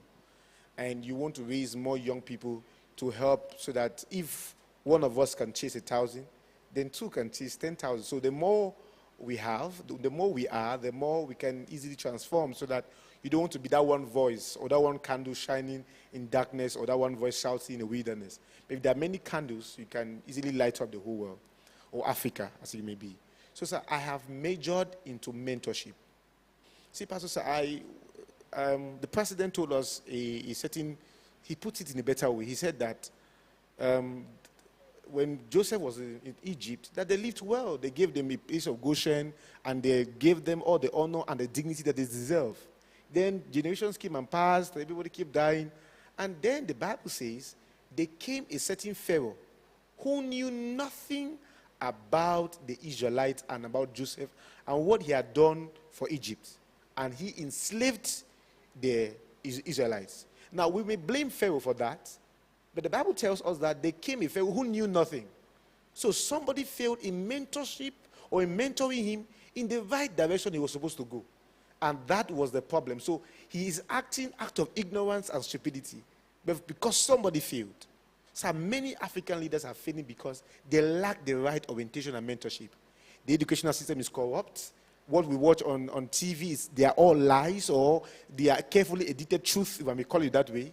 Everything seems to be absurd. It's channeled towards a particular agenda. you know. And it is no longer as though it is being hidden. No, it is made clear to the whole world that this is what they want to do. And so when people like Pastor comes, our president comes and is talking rash, you know, when somebody is knowledgeable and the person is wealthy and the person is right, you know, there's a kind of gusto and momentum you talk that the world is not happy about it. And then they start saying that it is conspiracy theory. So I have majored into mentorship like the president because I don't want that generations should come or these young people now should act like that Pharaoh who somebody failed to mentor or to say this is the right direction. Pastor, sir, mentorship takes you to a place in yourself that you cannot get there by yourself. That's what mentorship does. It takes you to a place in your own self that you can't get there by yourself. Throughout the years, when I was growing up, I just wanted to get there, get a good job, get married, have my children, and life continues. But when I was with the point I met the president of Love Incorporated, that was not life. Life is beyond that. Then you did not live, you just existed like any other person. So for you to actually live life, to be saying you are living, there must be a purpose that you want to achieve, that you are achieving. There must be something you're doing for mankind. To say you're success means there must be a need, and you reach out to the need. See, Pastor, that kind of ideology, that kind of mentorship, transform my thinking, transform me, transform the way I reason, transform my direction to a different point. And that's how I got to where I am. And so for my personal work, the Star Prize winner, the first ever Star Prize winner in 2019 from Cameroon, I was my mentee. I met Babene Heli Nweni. I met her when she had not started doing anything, but she had the mindset to do, and I took her to the right direction. Ngwe Michael Wawa of 2022 of the Star Prize winner was also my mentee that I mentored. So this is a proof of what mentorship can do, sir. And it's working. And it's working, sir. At this time, I would like to get to the video wall. I have two gentlemen over here who are going to be talking with us. When I see his name, my thought goes to Che Guevara. But he's Guevara, Ambassador Guevara Menzi from the nation of Rwanda. And he was 2021 Fala winner. Guevara, how are you? It's good to see you. Thank you very much, Professor. Thank you very much, Professor. It's good to see you too, sir. You heard us what we're talking about, reshaping the narrative about Africa. It's assumed everybody looks at Africa as a continent that depends on charity, depends on aid, because there's so much tribalism, nepotism, genocide, wars, and stuff like that. How are we going about reshaping this narrative? Very, very briefly, Guevara, what do you have to say as someone, your country is one of those that experienced what is typically, in quote, the African narrative, but your country, you are changing it greatly, and it's great to see one of our Fala winners coming from the nation of Rwanda. So what do you have to say about this? Thank you very much, Professor, for this wonderful opportunity. First of all, I'd like to take this wonderful opportunity to thank the president of the Future Africa Leaders Foundation. I would like to, it has been such a great honor to be here today on this panel discussion, and it's a big honor for me. It has always been a dream for me. And I would also like to thank the CEO and the director of the Future Africa Leaders, Pastor Diola Phillips. Ma, you have been such a very huge inspiration to many of us. And I would also like to thank my zonal pastor and my group pastor for such a wonderful opportunity to be here today. Changing the narratives of Africa, like you mentioned, our nation Rwanda that faced very big, such a thing that happened in our nation, which was the 1994 genocide against the Tutsi. And as you mentioned, Pastor Sa, there is a way that our nation was able to move and be able to change. This is because we had a good leadership, in having a president, which is Paul Kagame of the nation of Rwanda. He has been really inspiring many people, and especially the young people. You know, he always has this time of always encouraging the young people to be able to be the ones to make the change, to always change the narratives, because in Africa, people always expect everything to come from someone else. But, you know, we have always been trained with this leadership of understanding that we shouldn't always be waiting for something to come out of someone's help, or we always have to wait for charity. But we grew up with this kind of mentality of understanding that we are the ones that have to be the ones to do it, not us waiting for others to do things for us, but us to be the ones to take the step and be able to change the narratives of what people see Africa in another way. So that's what I want to say. We should always be the ones to take that step. And as young people, the Future Africa Leaders has given us this platform to be the ones to go out there and step up and say, this is what we want to do. This is how we want to change the narratives of Africa and our nations where we come from. Thank you very much, Pastor Sir. Thank you very, very much. You communicated very, very well. And you're a good representative of Rwanda. Really inspiring. Thank you so much. And I have also one of our winners from last year from our neighbors, one of our neighbors, Ghana, Jan Finawa Emmanuel, and our jollof is better than your jollof anyway. For the record, it's good to see you. And good to see you, Pastor Titi, sir.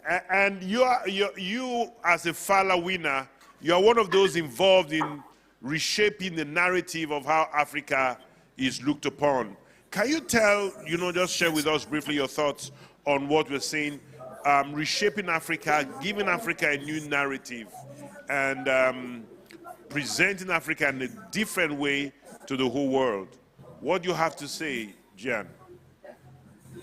Thank you so much, Pastor Titi, sir. I would want to use this wonderful opportunity to thank the president of the Future Africa Leaders Awards, of the Future Africa Leaders Foundation, Reverend Dr. Chris Oyakilome, DSCDD. I would also want to use this wonderful opportunity to thank our CEO, Pastor Diola Phillips, for this amazing opportunity and for the wonderful training. Pastor, this is an amazing question, because recently I was on a panel with young people, and it was a discussion around this topic. And Pastor, on the discussion, I heard young people talking about the challenges Africa has faced, talking about the challenges Africa has gone through, several ways they personally have gone through. And listening to these young people, it was full of complaints. And so it came down to me, and then one thing I mentioned was this formula, which is complaining, has been tried and tested several generations before our time. In our great grandfathers, they complained about situations, Africa's problem. Grandfathers did. Generations before us have done that. The formula hasn't worked. Complaining about situations haven't worked. What about we trying to change the formula? Why don't we do that? And so not just complaining about the problem, but we standing in as not just speakers, but activists. And that is one beautiful thing about the Future Africa Leaders Foundation, sir. And so what I did at the end of the day was I spoke to some of them, introducing them to this particular nomination show, because I wanted them to see what is happening around with young people, what young people are doing around the world. Before I actually won last year, I had been participating in the Future Africa Leaders nomination shows and the award sessions and all, and these were things that inspired me. If people don't see it, they think there is little that is being done, or people are not doing so much. But if you participate in a program like this, you can actually see that there is a lot young people are doing here in Africa. And so, Pastor, these are some of the things that I believe can change what Africa has been represented, what Africa has been shown us to people around the world. We changing the formula, we becoming activists, not just saying, but also doing. With every effort, with every opportunity we are being given at any place, we take advantage of that. And so I believe with leaders around the world, especially ones that the Future Africa Leaders Foundation has raised, and young people that are also participating and watching will be inspired, and together Africa will become a very great place some few years to come. Thank you very much for the opportunity, sir. Thank you very much, Emmanuel Jan Finawa. Thank you so much, all the way from Ghana. I want to thank our two 2021 Fala winners, Emmanuel Jan and Guevara Manzi from Rwanda, for contributing so beautifully to what we have been discussing. And I see a theme running through what every one of you, no, thank you. Every one of you have said. Africa can only be changed by Africans, and very importantly, by the young people in Africa. And I want to call on every young person in Africa that is watching, wherever you are, to take action. Don't wait for someone else to make a change. Don't wait for someone else to give you the opportunity. You have to do something. All the young people here, they've started doing something, and that's what you've got to do. Like Davidson said, mentoring others. You need to tell others what they can achieve and what they can do, and to also let them know of the things that other Africans are doing. And the world is going digital. We need to get into the digital space, not spending our time on WhatsApp and Facebook and Instagram and TikTok. As our president always says that you should tell yourself that instead of watching others, they should watch me. Watch you, yes. And there's something that I'm so grateful to the CEO that she taught us on a global conference. She said, be the pace setter, meaning that we should be the ones setting the pace for the others to follow. That's what you've got to take action now. You can see on the screen, sign up for the Leadership Initiative Award, the LIA. Just go to the website on the screen, the Future Africa Leaders Foundation.org/Leadership Initiative Award, all one word. Go there and sign up and begin to do something. Later on, there's a special prize coming up early next year. It's a challenge. We'll talk more about it shortly. But meanwhile, we are going to start announcing the nominations for the 2022 prize. And we have some celebrity announcers. And they'll be announcing on agriculture and education. To announce the nominations for agriculture, we'll be joined by Wisdom Jacob. He's a 2016 Fala Prize winner. And announcing the nominations for education is Christian Kwesi Kuma, a 2020 Fala Prize winner. So, the time has come for us to know who is in the running for the Star Prize this year and who are those in the running for the 2022 Fala Prizes. Is he going to Cameroon again? Well, I think so. That question will be announced the 31st December New Year's Eve service with Pastor Chris. But just watch these nominations and I'll be right back. Hello and welcome to the 2022 Future Africa Leaders Awards nomination show. Now in its 10th year, and we are excited to welcome you from all over the world and wherever you're participating from in different countries in Africa. My name is Wisdom Jacob. I'm one of the winners of the 2016 Future Africa Leaders Awards from the nation of Nigeria. I am excited to welcome you to this grand event tonight, and I will want to use this great opportunity to thank our president of the Future Africa Leaders Foundation, Reverend Dr. Chris Oyakilome. Thank you, sir, for stirring young people to take up responsibilities for their own future and to deal with their own challenges. Thank you, sir. Africa's young generation of today are the stakeholders of tomorrow, and their input is important in bringing solutions that will lead to adequate capacity development for the creation of sustainable food systems. And without a doubt, Africa has the potential to become a global agricultural powerhouse. With 70% of Africans dependent on agriculture for livelihood, the sector is critical to the economies of all African countries. As a sector, its growth is central to increasing prosperity, food security, industrialization, and intra-African trade, and bolstering Africa's contribution to global trade. And tonight, we applaud the various youth innovators that are creating successful transitions for African youth in the labor market and transforming food systems in Africa. I now present to you these sets of nominees. Bakaki Yusuf from Uganda, Lekuwa Grace from Benin, Abdurrahman El Halafawi from Egypt, Bridget Kalilombe from Zambia,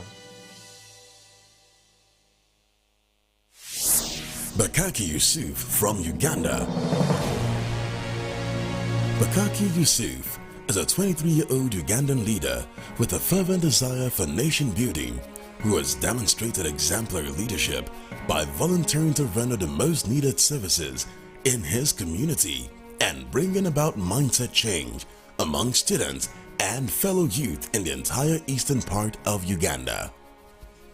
He is the founder and team leader of Young Leaders Africa, YLA, a Ugandan NGO that he founded with a vision of creating a safe networking space for young people to empower and support each other. Through the project and programs of this initiative, with most of the local population in eastern Uganda relying on farming for their livelihood, Bakaki started a model farm for youth and women to learn modern farming methods, gain access to good farming equipment, and get free seeds for their farms. This model farm is seated of 5 hectares of land and provides training to women and young people engaged in different agricultural sectors on improved agronomic practices, markets, and agribusinesses, formulates and strengthens farmers' groups, and creates a platform to improve coordination among stakeholders. Over 50,000 farmers from the region have visited Bakaki's model farm this year. He led the residents and youth of Bulambadi village to clear up surrounding waterlogged bushes that had been turned into hideouts for criminals and home to deadly reptiles, causing the death of several members of the community. His leadership in implementing this project earned him praise and rewards from the district authorities and the general public. Bakaki has reached and impacted millions of people, especially youths in Uganda. Working with his team members, community leaders, and other partners, he implemented projects and programs and outreaches such as conferences, workshops, seminars, and career orientations in schools, various forms of community outreaches, media campaigns, and food drives amongst others. Concerned about the high rate of mothers dying during childbirth in Kamuli district, Bakaki worked with his partners to donate 300 mama kits to expectant mothers at Kamuli General Hospital. During this outreach, over 500 expectant mothers were sensitized on the best practices to ensure safe deliveries. The hospital has recorded the lowest mortality rates in 3 months since the outreach program started. Remedying the issue of limited access to proper healthcare services in the eastern region of Uganda, he worked with a team from a medical school and some referral hospitals to organize 7 mega medical outreaches in 7 districts of eastern Uganda, offering services such as dermatology care, surgeries, dental care, malaria checkup and treatment, and free scans, among many others. Over 25,000 people were served and given free medication worth nearly $30,000. In partnership with the Uganda Police in eastern Uganda, Bakaki opened a resource center for street children to receive counseling, skills training, mentorships, swimming lessons, and free food. Over 500 street children have been impacted by this center, with some of them currently acquiring vocational skills. This has especially benefited those involved in substance abuse and in need of rehabilitation. Bakaki also implemented the Educational Empowerment Project in partnership with the Inner City Missions for Children. In this project, he organized computer literacy seminars in 5 rural schools, impacting over 1,000 children. He also donated scholastic materials to 500 inner city children to support their second-term holiday.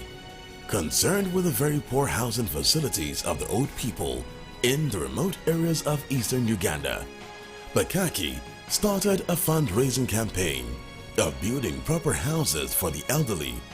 So far, $15,000 has been collected and 2 homes have been constructed in Iganga district for 2 elderly women who were abandoned in the villages. One of them has 15 grandchildren staying with her. Bakaki is not only a true leader, but also a change maker who has taken the responsibility of improving the social and economic lives of people. He is indeed a leader to emulate.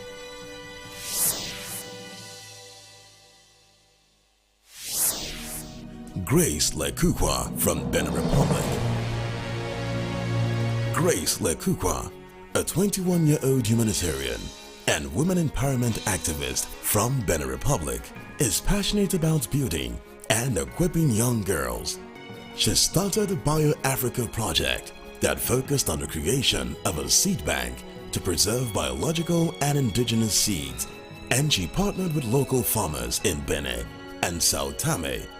To achieve this, she secured 12 hectares of land for continual planting and seed production in the project's first phase.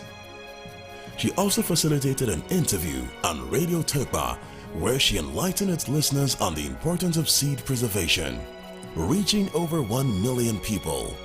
The second phase of the Bio-Africa project is tagged Every Home a Farm Initiative, EHAFI, and is aimed at distributing tomato and pepper seeds to several families, training them on how to grow these and other plants, and teaching them the importance of saving seeds.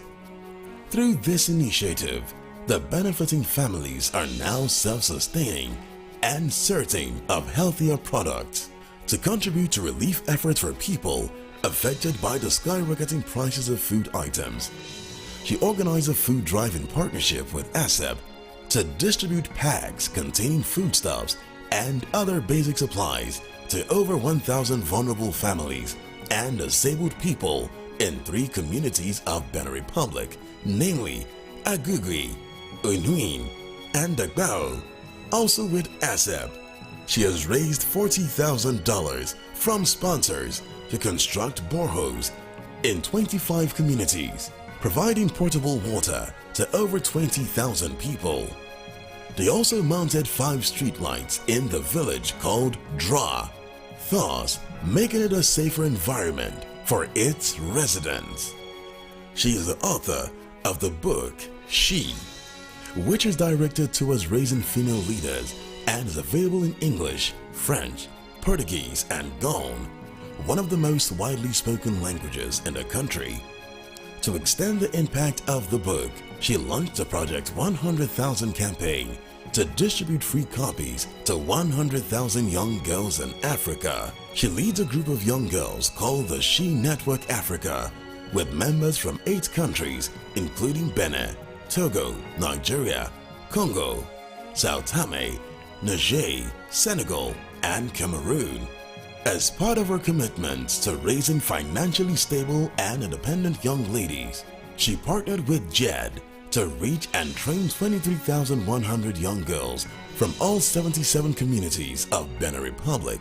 The girls were taught various skills including graphic design, video editing, bead making, decorations and cooking. quite a number of beneficiaries have already begun to generate income for themselves. She also held various youth empowerment programs in schools such as the University of Abomey Calavi, Irgib Africa, Jardine des Elus, Bon Berger, and Colored Michel Dubois de Pahou, impacting over 4,000 young people. Every student and professor in attendance received free Christian materials. Indeed, Grace Lekukwa is an inspiring and commendable African leader.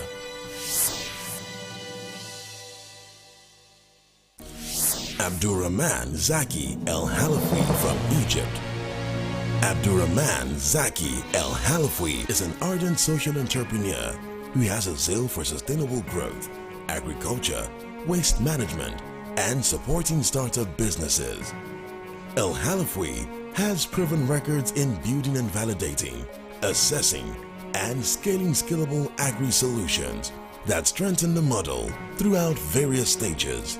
This year, he accomplished the following: fundraised over $135,000 in grants and equity financing for 2 Egyptian startups in agritech and SaaS to grow their product, acquire more customers, and access new markets.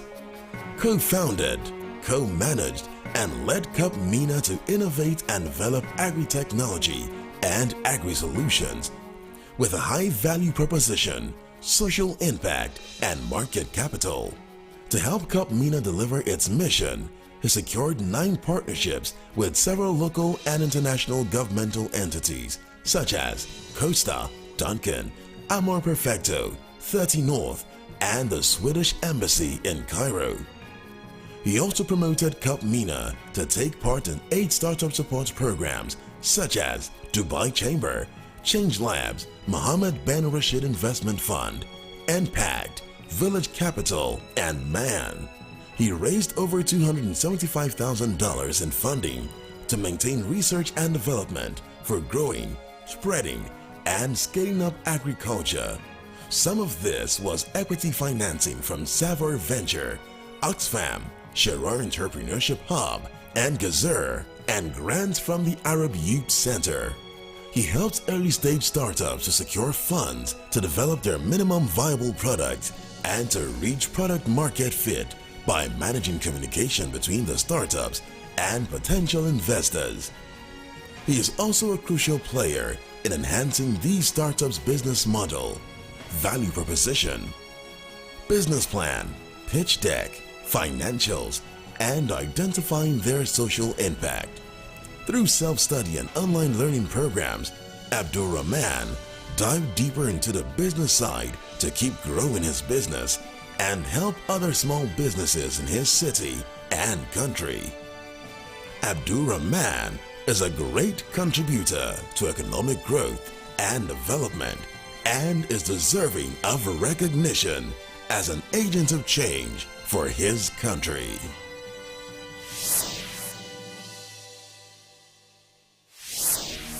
Bridget Kalilombe from Zambia.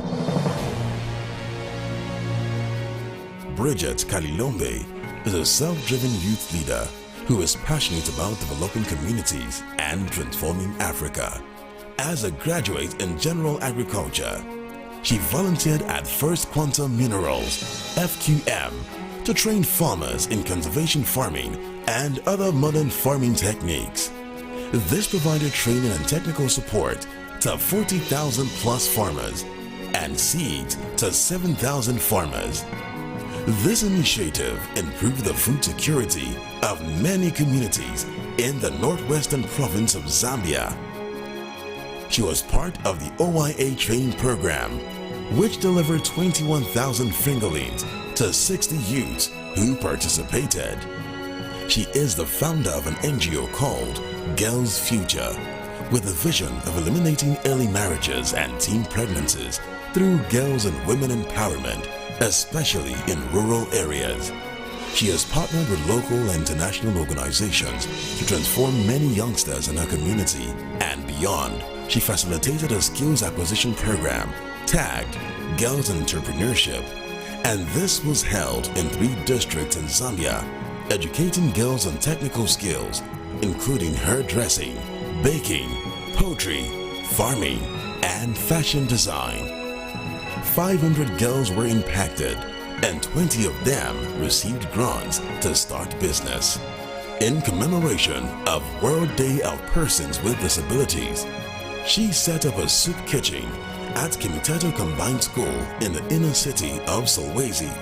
The school has over 2,000 students, most of whom come from poor homes and underserved communities. The school also has a high record of student dropouts, as most of the students with disabilities are unable to cope. Bridget organized a food drive in that school for 558 students. She also helped to renovate 2 classrooms and distributed Christian materials to the students and staff, mentoring children at orphanages and organizing regular visits to donate food, clothes, groceries, learning materials, and Christian materials is a passion for Bridget.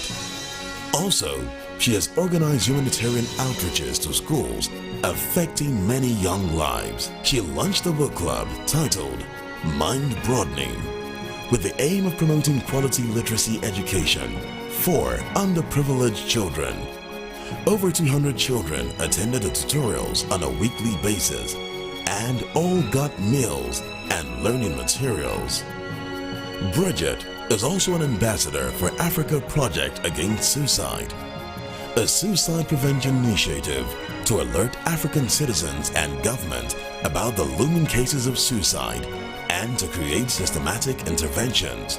During the commemoration of World Suicide Prevention Day, her team hosted a radio program to create awareness, and her radio show, Girl's Voice, reaches over 30,000 people and spotlights issues related to giving the girl child quality education. The show has featured key players like Vision Zambia and Kinsanshi Foundation, who donated thousands of sanitary pads to girls in communities and secondary schools. Indeed, Bridget is an exceptional leader, a force who has consistently impacted the lives of young people across Zambia.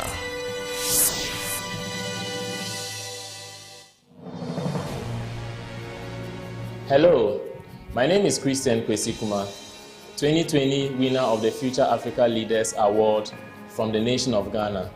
Firstly, let me welcome you to the 2022 edition of the Future Africa Leaders Awards nomination show. I would like to seize this rare opportunity to thank in a special way the President of the Future Africa Leaders Foundation, Reverend Dr. Chris Oyakilome, for building and mentoring young people to harness challenges in education through innovative strategies, processes, systems, and practices to create productive, efficient, and quality education for young people in Africa.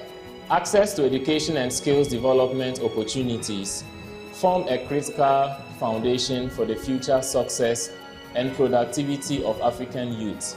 Countries across the continent have realized the importance of education, investing significantly in expanding school enrollment and bringing it to 80% on average. For African youth to meaningfully contribute to their communities and nations, they need educational opportunities that are diverse, high quality, and adaptable to the future labor market. Over the past 9 years, the Future Africa Leaders Foundation, in its signature efforts, has contributed immensely towards a revitalized, quality, relevant, and harmonized educational system responsive to the needs of Africa.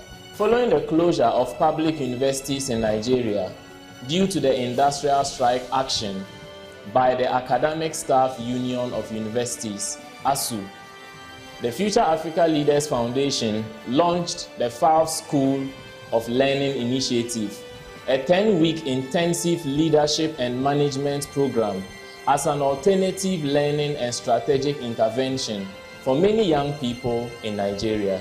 In this next set of nominees tonight, we are celebrating the efforts and remarkable strides made by some young leaders across Africa who have continued in their quest to avail inclusive and equitable education as well as a promotion of lifelong learning opportunities for many others in their respective communities. Ladies and gentlemen, I present to you the next set of nominees for the Future Africa Leaders Awards 2022. Emanuela Koka from Nigeria. Mazivahanga Gracious from Zimbabwe. Marvel Mtembu from South Africa. Diallo Rashidatu from Guinea. Salima Emery from Togo. Precious Suzanne Toka from Sierra Leone.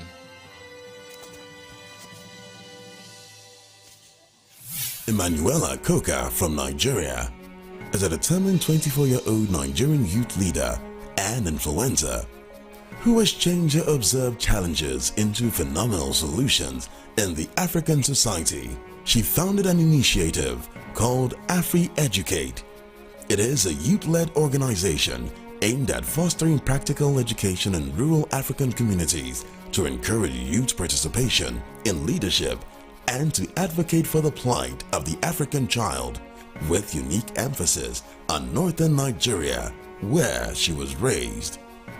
To further her organization's goals, she volunteered in various STEM-oriented organizations and introduced the STEM method to several students and teachers in public schools, impacting over 5,000 African students and hundreds of educators on-site and online.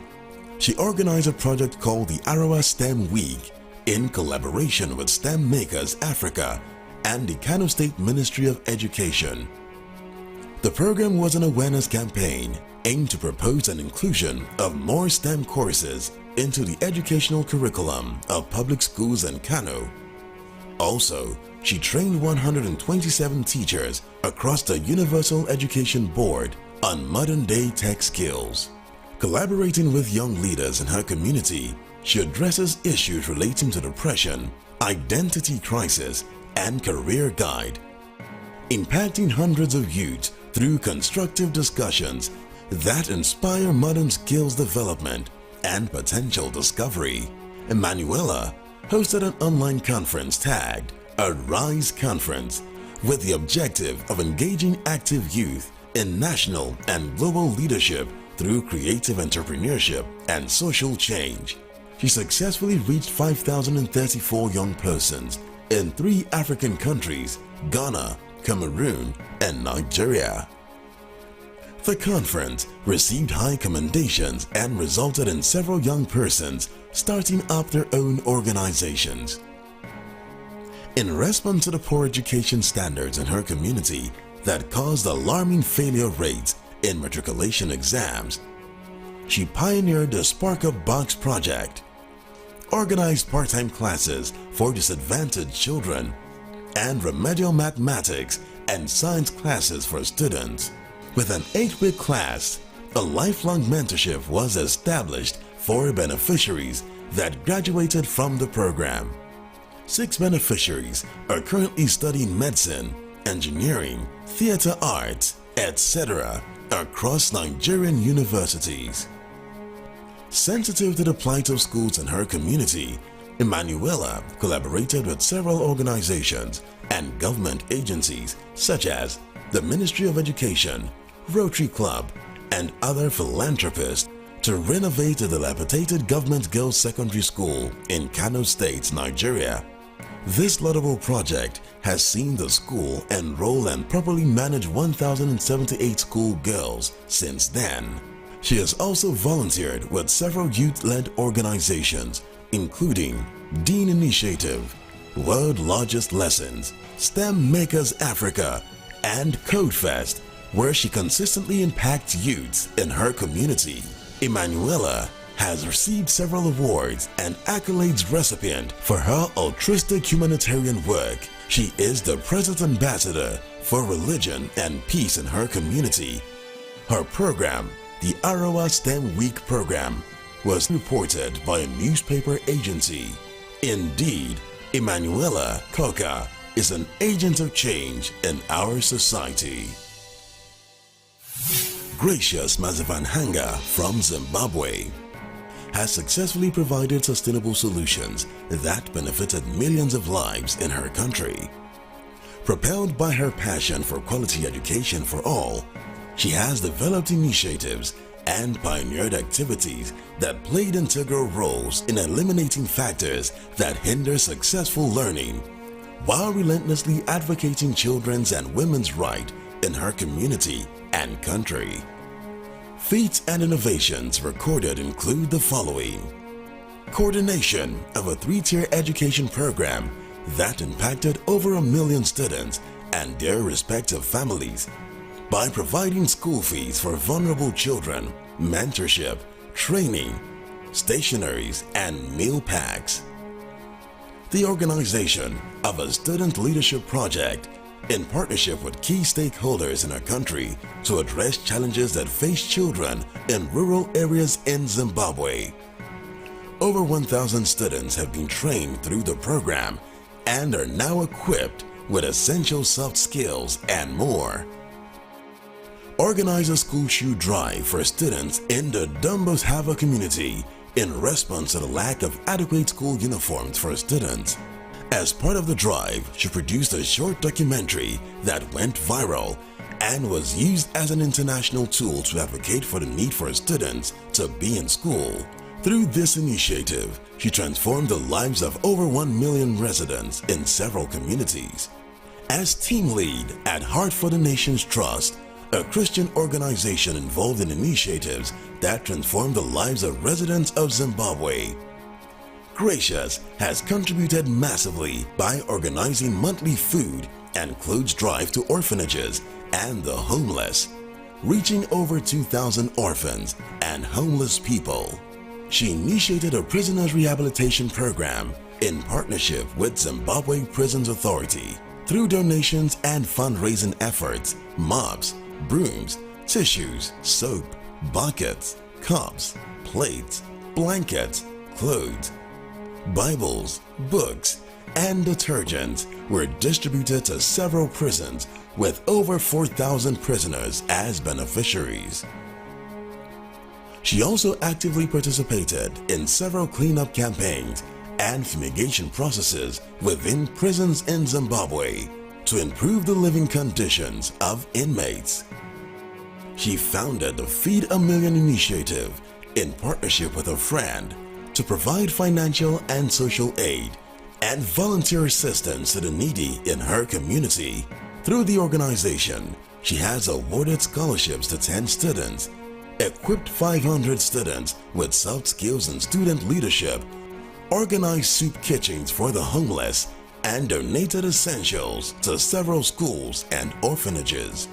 She organized and coordinated a medical outreach for Dumbos Hava in partnership with Doctors and Nurses on a Mission Zimbabwe, offering free medical checkups, medication, physiotherapy, cancer screening, and dental services to over 500 people. As a volunteer with Doctors and Nurses on a Mission, she has traveled to marginalized communities in Zimbabwe to provide free health care. She has been featured in DW News, a German news channel advocating for gender equality as a STEM representative, and has received awards and certifications from several international organizations.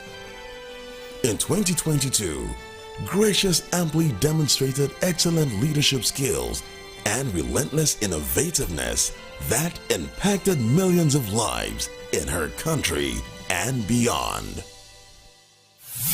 Marvel Ntembu from South Africa is a visionary leader who is impacting the world with the investment of his personality.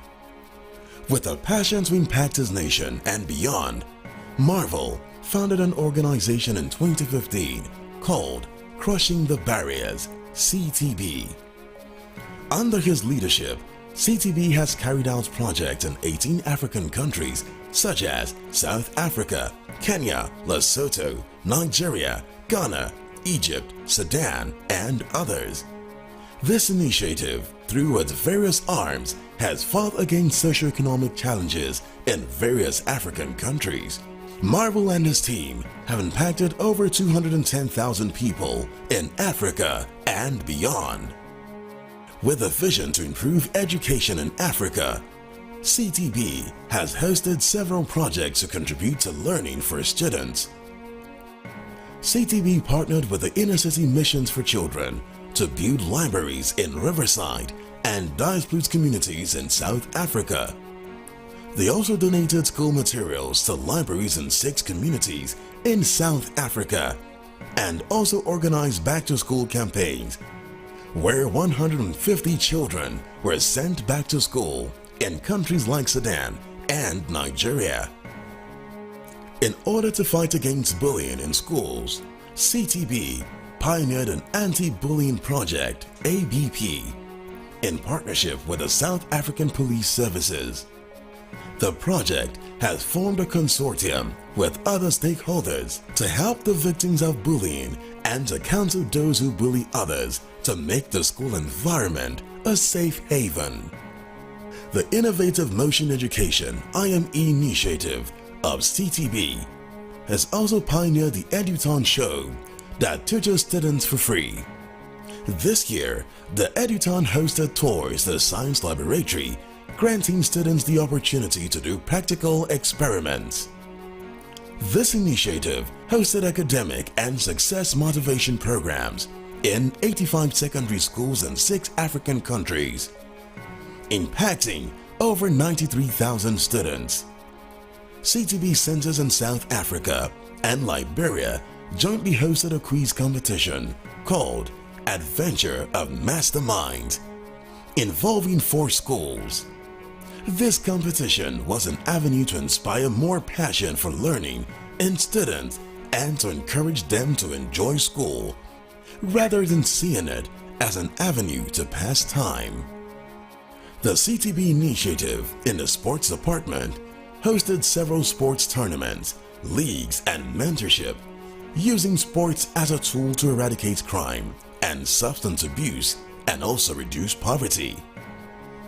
It also uses sports to drive blood donation.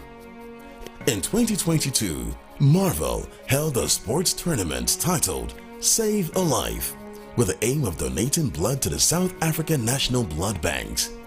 The organization got people to donate 80 pints of blood.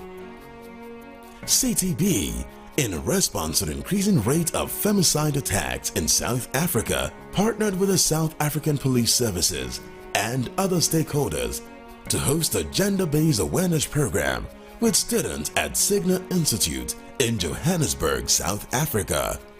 Through CTB's Art Arms, Marvel hosted art events, giving a platform to aspiring artists in South Africa and Zimbabwe to showcase their work.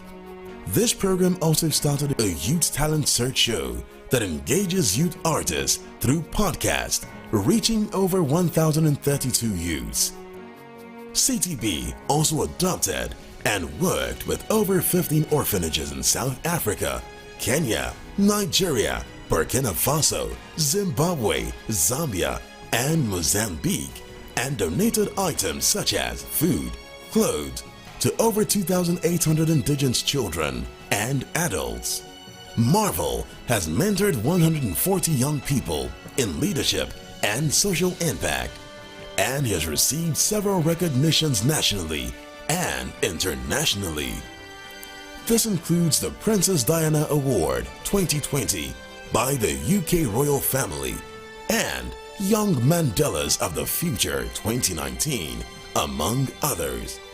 Marvel is an amazing leader and a great blessing to Africa.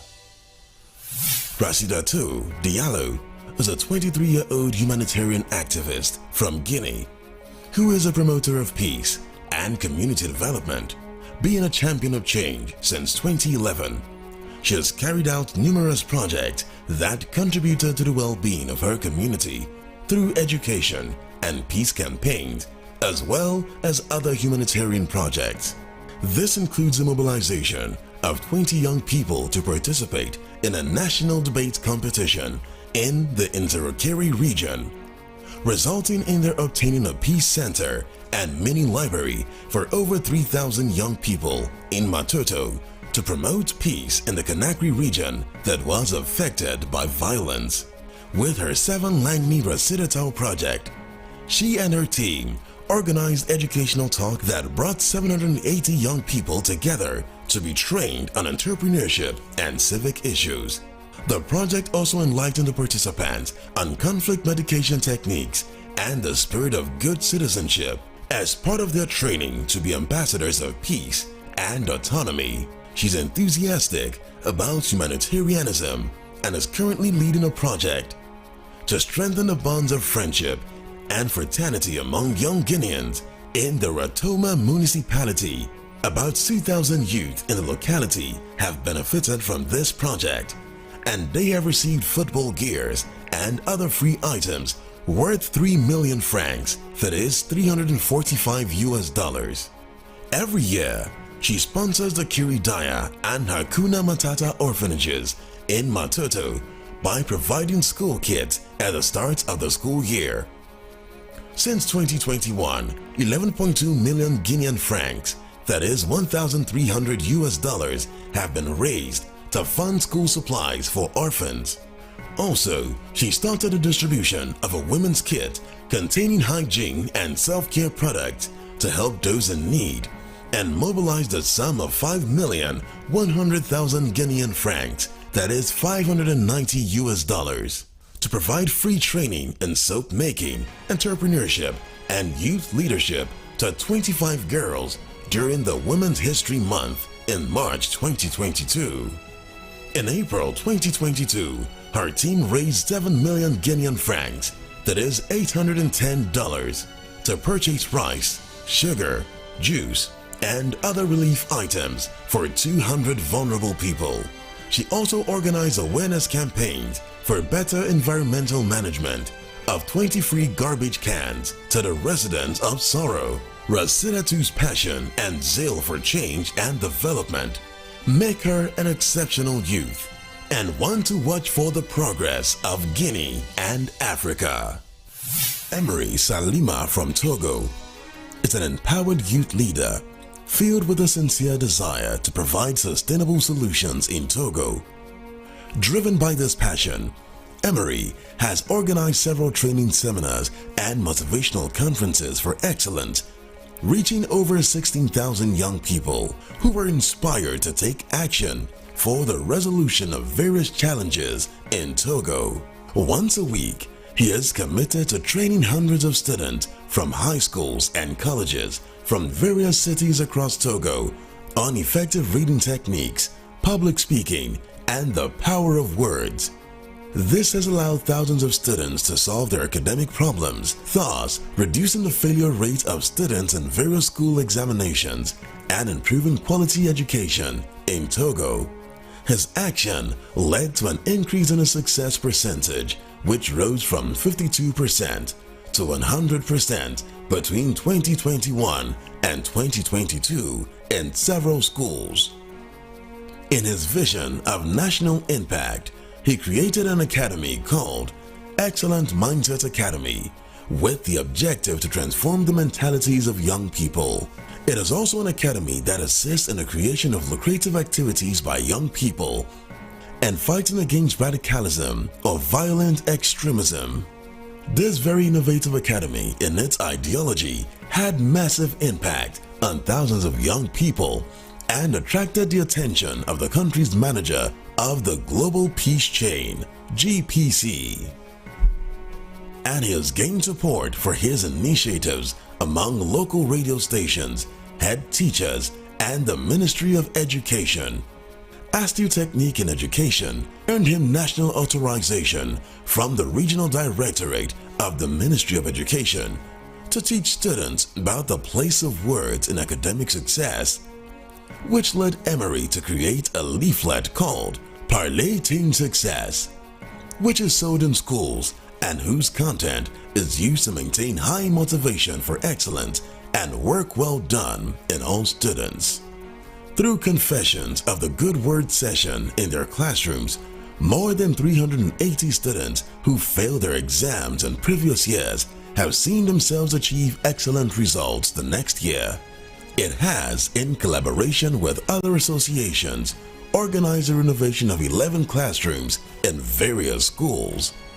The impact of his movement secured him a segment on a radio program, Radio Kara, in northern Togo, where he awakens and raises awareness of an audience of more than 320,000 young people.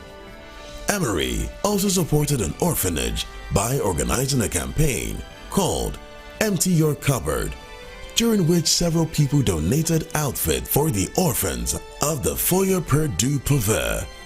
Indeed, he is a distinguished leader among world changers and a real agent of hope for Africa.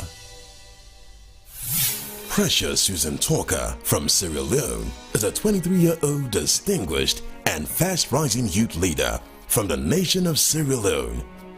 She is a student of Lixel Business College who holds a diploma in Human Resource Management, a vibrant leader under the Every Nation Christian Fellowship, a group with over 10,000 members, and is in charge of the music department for the whole campus. Her love and passion for the child development and quality education compelled her to donate books, pens, and other stationery to facilitate teaching and learning in some underserved communities in her nation, reaching a total of over 500 rural school children. As the founder of the Zoe Foundation, she played a vital role in the planning and execution of the first ever Impact Syria project through a partnership with young African great minds. Through this timely project, she and the team reached out to a total of 10 schools across Freetown, Bo, and other provinces in Sierra Leone, reaching out to over 5,000 youths, spreading hope and helping them live purposeful lives. As a result of this, Precious had the opportunity to meet the education minister and other top government officials to discuss the details of the Impact Sierra Leone project and to establish a possible partnership with the government for sustainable projects. With many youth in the country giving to substance abuse, prostitution, truancy, and other vices, she established youth clubs in the various schools, which benefited from the Impact Sierra Leone project through mentorship and guidance in their education and coaching for 1,000 students, both in their career paths. In addition to that, as a result of her love for fashion design, yogurt production, and soap making, she organizes skills acquisition training program for selected young girls who are out of school to keep them engaged and help them manage their time profitably instead of wasting their lives on the streets, doing drugs, and joining gangs. Indeed, Precious is a trailblazer, transforming lives and initiating change. You are watching the Future Africa Leaders Awards nomination show. Stay tuned. Wow, wow, wow, wow, wow. Our first set of nominations for education and for agriculture. Now, going through those, listening and watching to those nominations, I'm particularly excited by two things. The number of females and also seeing nominations from countries that thinking back off the cuff now, I can't remember them having nominees, like the country of Guinea. I was so excited to see a nomination from Guinea, and it was a female. And that is one of the wonderful things and beautiful things about the Future Africa Leaders Foundation, giving equal opportunity to the sexes, both male and female young people, to aspire to see their dreams and their convictions to be actualized. You know, we've had past Star Prize winners that were females, and we've had past winners, Fala winners, that were female, and now seen from Guinea. And I was really excited by the young lady, the last award nomination that we saw from Sierra Leone. Sierra Leone is not a country that you usually see being nominated in awards like this, but these are people that are standing up, and wanting to do something for their world, for their community. And so I encourage every one of you, young people that are watching, instead of waiting or I'm hoping that something is done for those in your community, begin to do something. We just saw on those nomination videos for education and for agriculture. You can do something. You should do something. And remember the Leadership Initiative Award, which you can be a winner of. And just imagine what it will do, not only for you, but for your family. You see, when we see people being nominated and people winning awards, we think about just them. But imagine the impetus and the drive and the empowerment that more people can be impacted. And where best to begin than by signing up for the Leadership Initiative Award of the Future Africa Leaders Foundation. So just go to the website. The website is right there on your screen, and go there and find out how to sign up for the Leadership Initiative Award. Begin there. And then there's something about the foundation. You will be mentored. You heard, if you were here when I was talking with past winners, one of them, Mr. Davidson Mukete, talked about how he enjoys mentoring others, and through him, we've had two-star prize winners from his country, Cameroon. Now, even by signing up for the Leadership Initiative Award, you will be mentored. You'll be taught how to make an impact. You'll be taught how those convictions you have that are inside you, you can put them to work. You can begin to make them happen. And then, before I hand over to my co-compares tonight, I want to remind you that being a winner of the Fala entitles you to $10,000 US. And just imagine what positive impact you can do with $10,000 US with what you are doing. So what I ask you to do also now is to put a picture of yourself, use your phone to take a selfie of how and where you are watching tonight's nomination show. Put it on any social media platform that you are on, and use these hashtags, hashtag Fala 2022, hashtag Fala 2022, hashtag Fala nomination show, hashtag FALF, FALF is Future Africa Leaders Foundation, and hashtag Impact Africa. And I would like you to also put how much winning the Fala gives you, $10,000, so that more people will know about Fala and how Fala can change lives. Not just the lives of those who win, but the lives of those who they are impacting. At this time, we are going to go to my compares. I think it's Naomi and Victor Mba. Victor Mba. And they are going to be talking to us. You are looking good, you know. Thank you so Both much, of sir. you are looking sharp.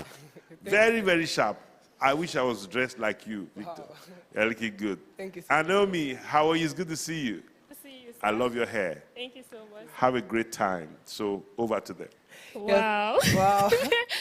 This is what we enjoy in the Future Africa Leaders Foundation. I mean, imagine being introduced by an esteemed member of the Central Executive Council. Yes, that is what we enjoy. Mentorship from our superiors and from our leaders. Being given platforms like this, Victor. Did you ever imagine?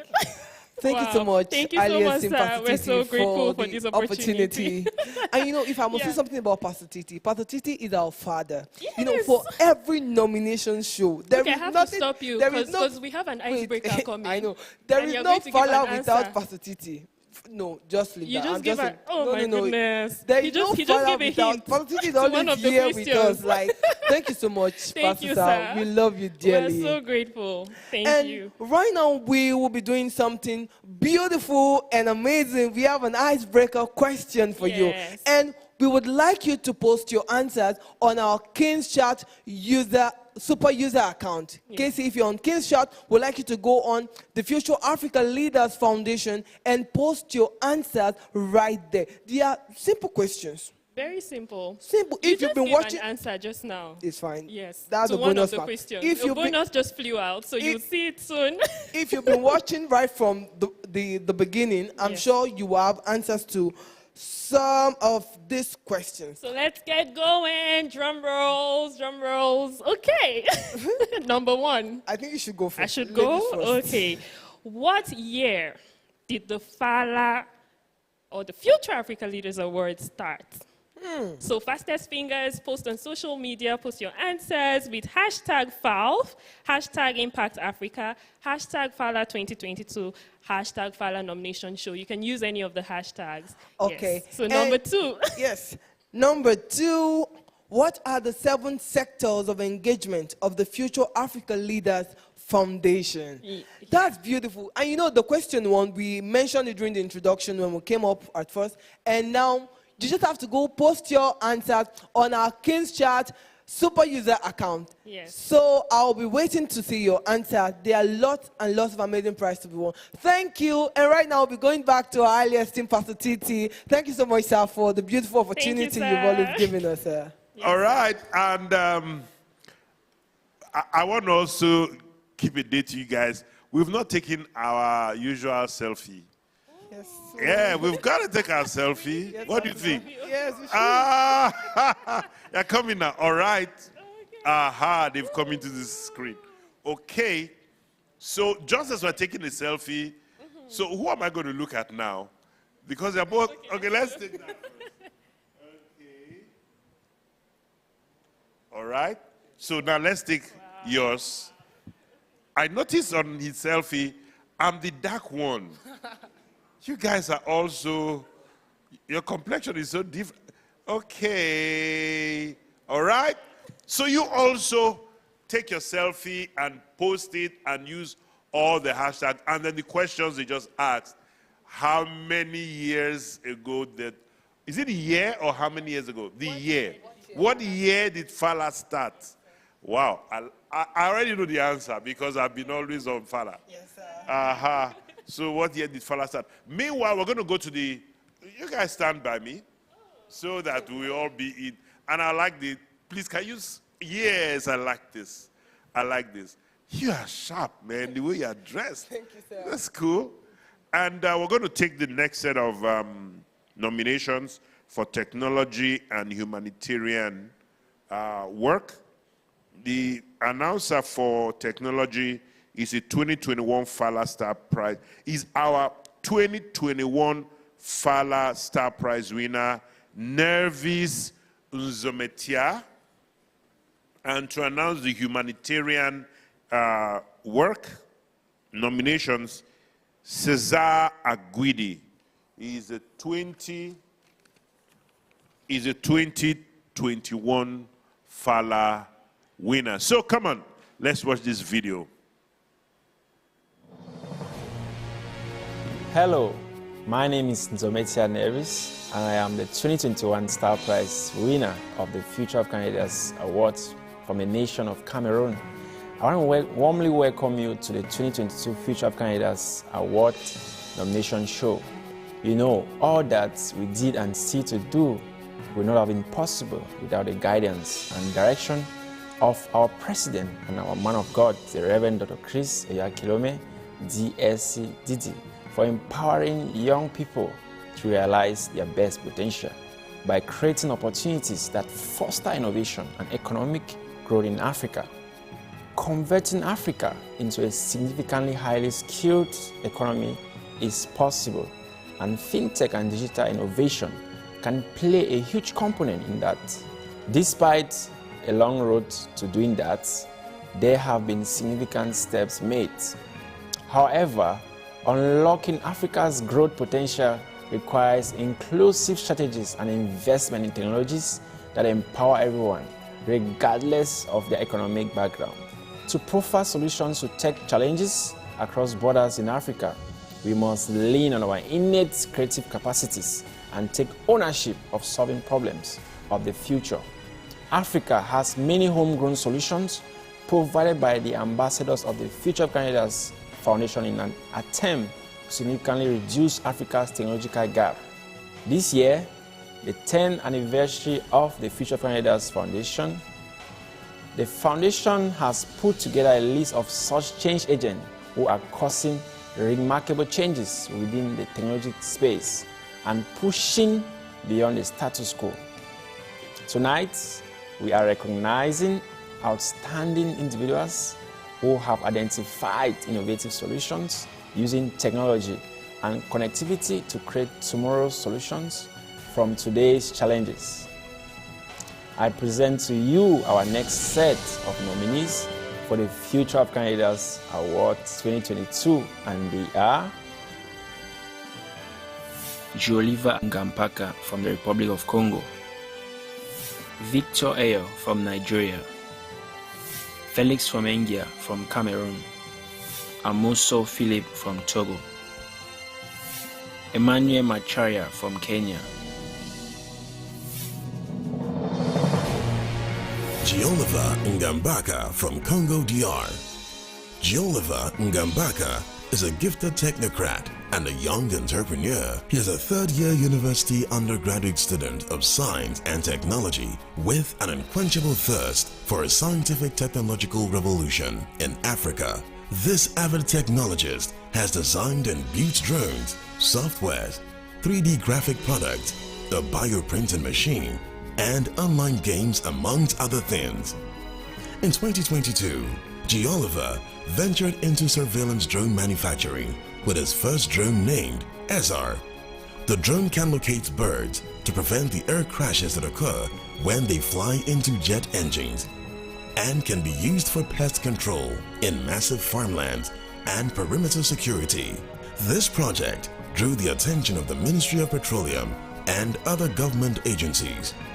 He was lauded in the presidential newspaper called Les Dépêches de Brazzaville as the first Congolese national to build a functioning drone. He has developed a customized online application for an international hotel chain that gives customers access to hotels and their services in various countries. Oliver leads the NAG Foundation, a group of civil engineers and architects who are passionate about making positive change.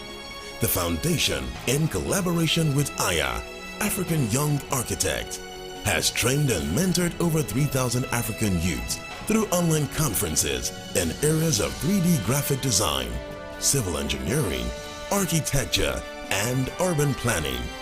They organized online seminars, training, and conferences across the globe with over 80,000 followers on social media.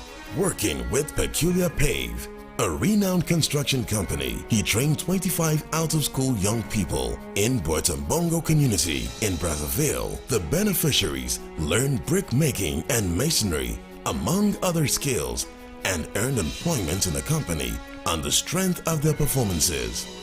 Oliver and the NAG Foundation received a certificate of recommendation at Oceane, an annual technology expo organized in Congo by the Ministry of Technology and Innovation in conjunction with the Ministry of Commerce and Small-Scale Industry. They were honored for their undeniable impact on society through technology. On the International Day of Technology and Innovation, the Minister of State for Technology and the Comptroller of International Borders visited the University of Science and Technology. After inspecting a technological project of the students, Olivers received the highest merit. Oliver and his team developed an online game called Brick Breaker, which keeps you learning while playing. It's educative and competitive, and connects players across the globe. This year alone, Gioliver and his team of young architects and civil engineers have raised over $10,000 from the sale of 3D graphics design. This money has aided the team immensely in further research, the purchase of materials, and logistics. We celebrate the extraordinary mind and leadership talent that Gioliver represents. Victor Ayo from Nigeria. Victor Ayo is a 19-year-old innovative leader from Nigeria who is making impact in the educational, entrepreneurial, and social space, using technology as a fundamental tool to tackle poverty, illiteracy, and unemployment among young people in Africa. As a tech enthusiast, Victor has educated more than 900,000 youths in several African countries, including Nigeria, Kenya, Rwanda, Tanzania, and South Africa, as well as in countries beyond Africa. He initiated We Go Digiteens, an organization dedicated to equipping young minds with 21st century tech skills, and has raised several teenagers who are proficient in tech and are harnessing tech innovations to unlock Africa's digital economy. Under the Leadership Initiative Award of the Future African Leaders Foundation, Victor organized 33 projects where he mentored students across several secondary schools in Calabar to organize projects in science, technology, engineering, and mathematics STEM, and projects in waste management, health and hygiene, entrepreneurship, and other key areas, impacting more than 30,000 students. He also organized 200 impact projects geared to raising more leaders and influencers to carry out development projects in several communities. He convened a digital school tour in secondary schools across different communities in Nigeria and South Africa, reaching over 40,000 students with awareness on tech innovations and the opportunities. Victor created a software, DigiLearn, a study app that has inbuilt libraries for secondary and tertiary institution students. So far, the app has 800 active library users from 4 countries. Working specially with people living with disabilities, he collaborated with the Ministry of Education and special education centers to host digital workshops for more than 1,000 deaf and dumb persons, who were equipped with skills such as data processing, digital illustration, and spreadsheet design. He also created a version of the DigiLearn software for the deaf and dumb. Additionally, Victor organized workshops for more than 10,000 underprivileged youths in local communities, and they were taught word processing, digital storytelling, blogging, and game design. In partnership with a neurorehabilitation center, he created a software that fosters and enhances better learning for kids living with neurological disorders. Also, in partnership with Sickle Cell Initiative across Nigeria, he organized a training for young people with sickle cell disorder to learn and be equipped in tech skills like animation, graphics design, and design thinking, reaching over 500 sickle cell patients.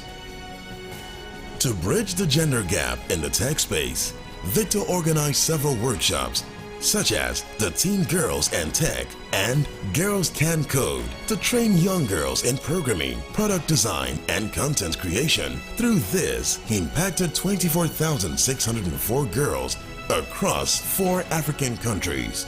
He was invited to educate young girls at a tech summit this year, and he trained 1,000 of them in programming and product innovation. He has organized and volunteered in several boot camps where he trained over 5,500 youths and children on social media management, content development, coding and animation, redefining the narrative and the use of social media for the African child. His work on digital literacy and STEM advocacy has reached more than 500,000 youths and gathered attention from notable international organizations. He has featured on TV and radio stations, magazines, newspapers, and blogs with a cumulative reach of more than 10 million people. His resourcefulness earned him a grant from the Watson Institution, an award as a global team leader by We Are Family Foundation, and recognition from the Yali Network. Victor is indeed an African leader whose impact is ever increasing. Felix Fomengia from Cameroon. Felix Fomengia is an innovative tech entrepreneur and innovator from Cameroon who is exemplary in his quest to solve problems in and around his community with the use of information and communications technology. Through his exploits, he has empowered over 40,000 young people across Cameroon. Felix founded Lightgate Solutions, a high-tech startup aimed at helping individuals embrace and explore the advantages of the digital age. He has designed and developed 70 mobile apps and 50 websites for organizations, helping them achieve their goals. Mitigating the predominant difficulty in accessing examination resources among students in the conflict regions of Cameroon, Felix developed an offline mobile app called the Cameroon GCE Guide app, a learning tool for students to study remotely and prepare for their exams amid security challenges. So far, this application has reached over 50,000 students across Cameroon with 20,000 active users and downloads. He partnered with online media platform and developed their mobile app, which helps to educate and entertain global Pan-African community. The Voza World Radio Android mobile application is an innovative mobile tool that lets individuals stay connected for exciting programs, events, interviews, and other entertainment activities, and act as unlimited entertainment on the go, irrespective of location. The app now has a reach of over 5,000 listeners across Cameroon and neighboring countries. In collaboration with Open Dream, an educational NGO, and the U.S. Embassy in Yaoundé, Felix facilitated a training program for secondary school teachers in Cameroon on the use of instructional technology for distance learning, where he presented his innovative app to 50 teachers. He held a workshop in Douala, Cameroon, to train engineering students on how to build mobile applications to solve problems in their communities, as well as how to monetize and scale the apps. Felix also organized several tutorial classes for these engineering students, helping them prepare for computer-related courses such as programming, reaching over 3,000 students. He has facilitated over 50 training programs, conferences, workshops, and seminars, which directly impacted over 19,000 young people, including teachers, students, and young entrepreneurs. Felix collaborated with the University of Buse College of Technology in the development of the Agriculture Monitoring System project, which seeks to solve the issue of insecurities and inadequate mechanisms for crop monitoring during the crisis by incorporating AI drone technology with web and mobile applications that farmers can use to monitor their farms remotely in times of crisis. This is useful for detecting diseases in crops and identifying other factors that affect productivity. This project was awarded by the German International Corporation, GIZ, and today is being used by over 500 farmers in local communities in Cameroon. He also developed a mobile application called Coders Motivation, which aims to keep programmers and software developers motivated in their pursuits. Coders Motivation is the first of its kind in Cameroon, and over 5,000 students across Cameroon benefit from the mobile app. Felix collaborated with Youth Empowerment Actors, a youth-led NGO, in partnership with High TV to deliver weekly TV programs, Talk to Youths, and Youth Empowerment Actors, which promotes computer literacy, reaching over 100,000 youths across Cameroon.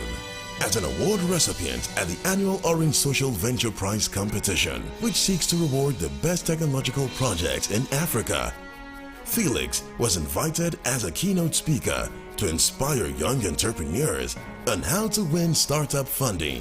His NGO, the FFO Foundation, has mentored over 50 young engineering students. He launched the School Tech Program, an initiative to introduce students to computer literacy skills in secondary schools and higher institutions, impacting over 10,000 students across Cameroon. Felix has received notable awards and commendations such as the 2022 Chevening Awards offered by the UK government with a master's degree scholarship to study in the United Kingdom, the 2022 Second Prize National Best Starter Project awarded by the European Prize Top 100 Inspiring Personalities in Cameroon, and many more. Felix is truly a remarkable change maker, a beacon of hope, and an inspiration to many young people in Cameroon. We applaud Felix Famenga for his selfless service and commitment to a better world.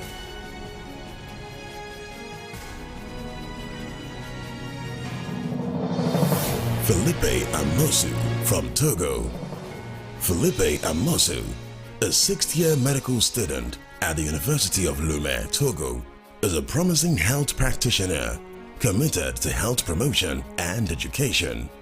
Constantly motivated by a desire to put his skills to work for the benefit of others, Philippe has successfully organized, strategically partnered with, and engaged in several events and training activities to raise awareness and sensitize the public to varying health issues, reaching thousands of people in the year 2022. Some of his feats in this year include 5K Walk Breast Cancer Sensitization Event, where he taught over 2,500 women how to take a self-breast examination and its importance in the early detection of breast cancer. He also led the Breast Cancer Awareness Drive in the Technical High School to raise awareness on the need for regular self-examination as part of the prevention of breast cancer. Mobilization of over 1,000 students' participation in the Walk the Talk hosted by Togo's Ministry of Health in its bid to reduce obesity in the young population and to give them sporting habits that would improve fitness and health. Leading the awareness and screening team for World Diabetes Day in the district of Kojovia-Kope in his native city of Lomé. 83 people were screened during the exercise. In partnership with the Medical Students Association, Philippe coordinated an awareness of non-communicable diseases, diabetes, high blood pressure as part of African Women's Day at the Karting Club of Lomé, sensitizing over 500 people. He also sensitized over 100 students in his university, organization of free medical consultations for over 200 prison inmates at the civil prison of Lomé, many of whom received free medication and further treatment as required.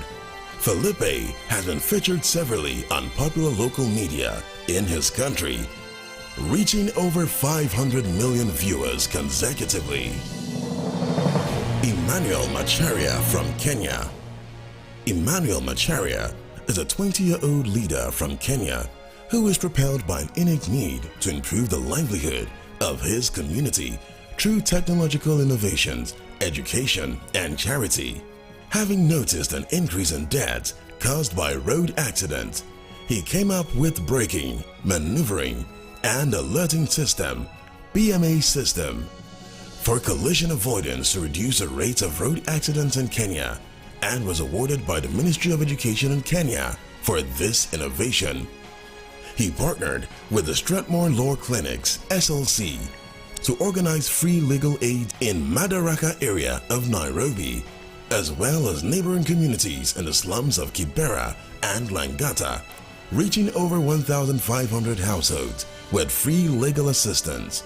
Along with his team, he reached out to Nairobi West Prison, where he offers legal counsel to the prisoners, and they are advised accordingly on available legal options. Emmanuel also volunteered with Color My World Kenya and Kenyatta National Hospital to offer free education to hospitalized children who miss out on school due to illness. Volunteering at the pediatric section of the hospital, he reached over 500 hospitalized children.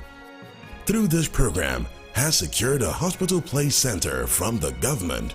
He is also championing the Ministry of Education's hiring of teachers to work with children in hospitals. 2 such teachers have been recruited to begin with. Together with his friends, he has organized numerous community outreach programs in the country where he distributed sanitary towels to the girls.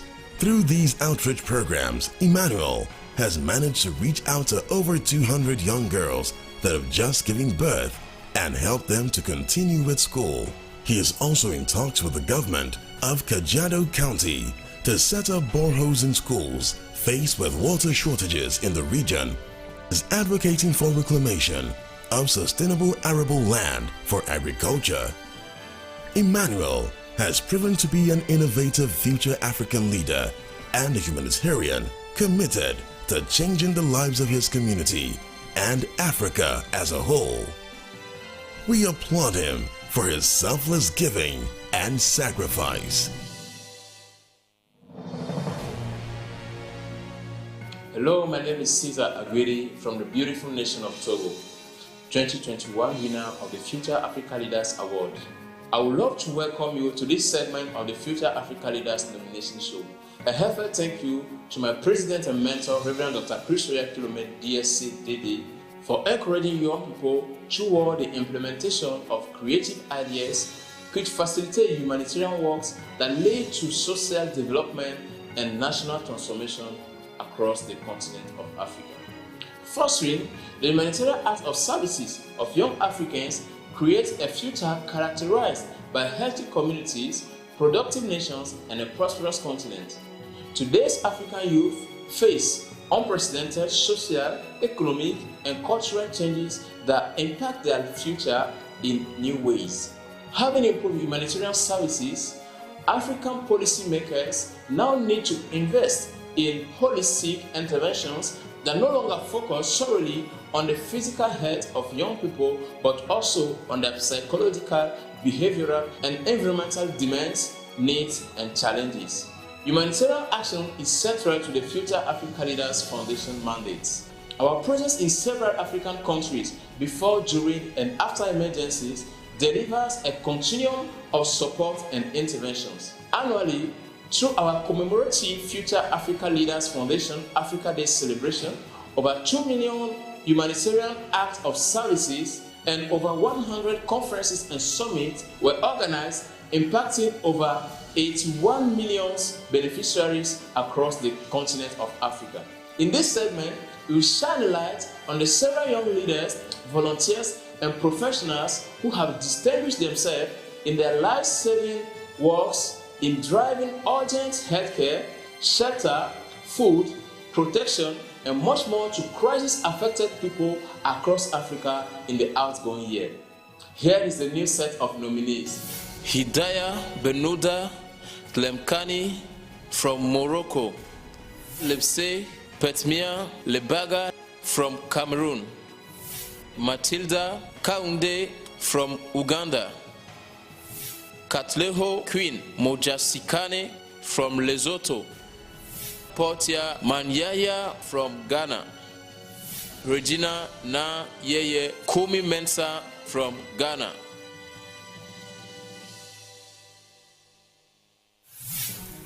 Hidaya Benouda Tlemkani from Morocco. Hidaya Tlemkani is a 19-year-old youth leader raised in an underprivileged community. She is driven to make her community and the world a better place. This has led her to make an impact locally, nationally, and internationally. She volunteers at Al Amal Hope Association and works with community leaders to empower kids from her local community in public speaking, leadership, and communication. As a result, she was invited to work at Al Basma Camp for children with diabetes in the United Arab Emirates, and this program widened her perspectives and pushed her to address the needs of children with diabetes all over the Middle East and North Africa region.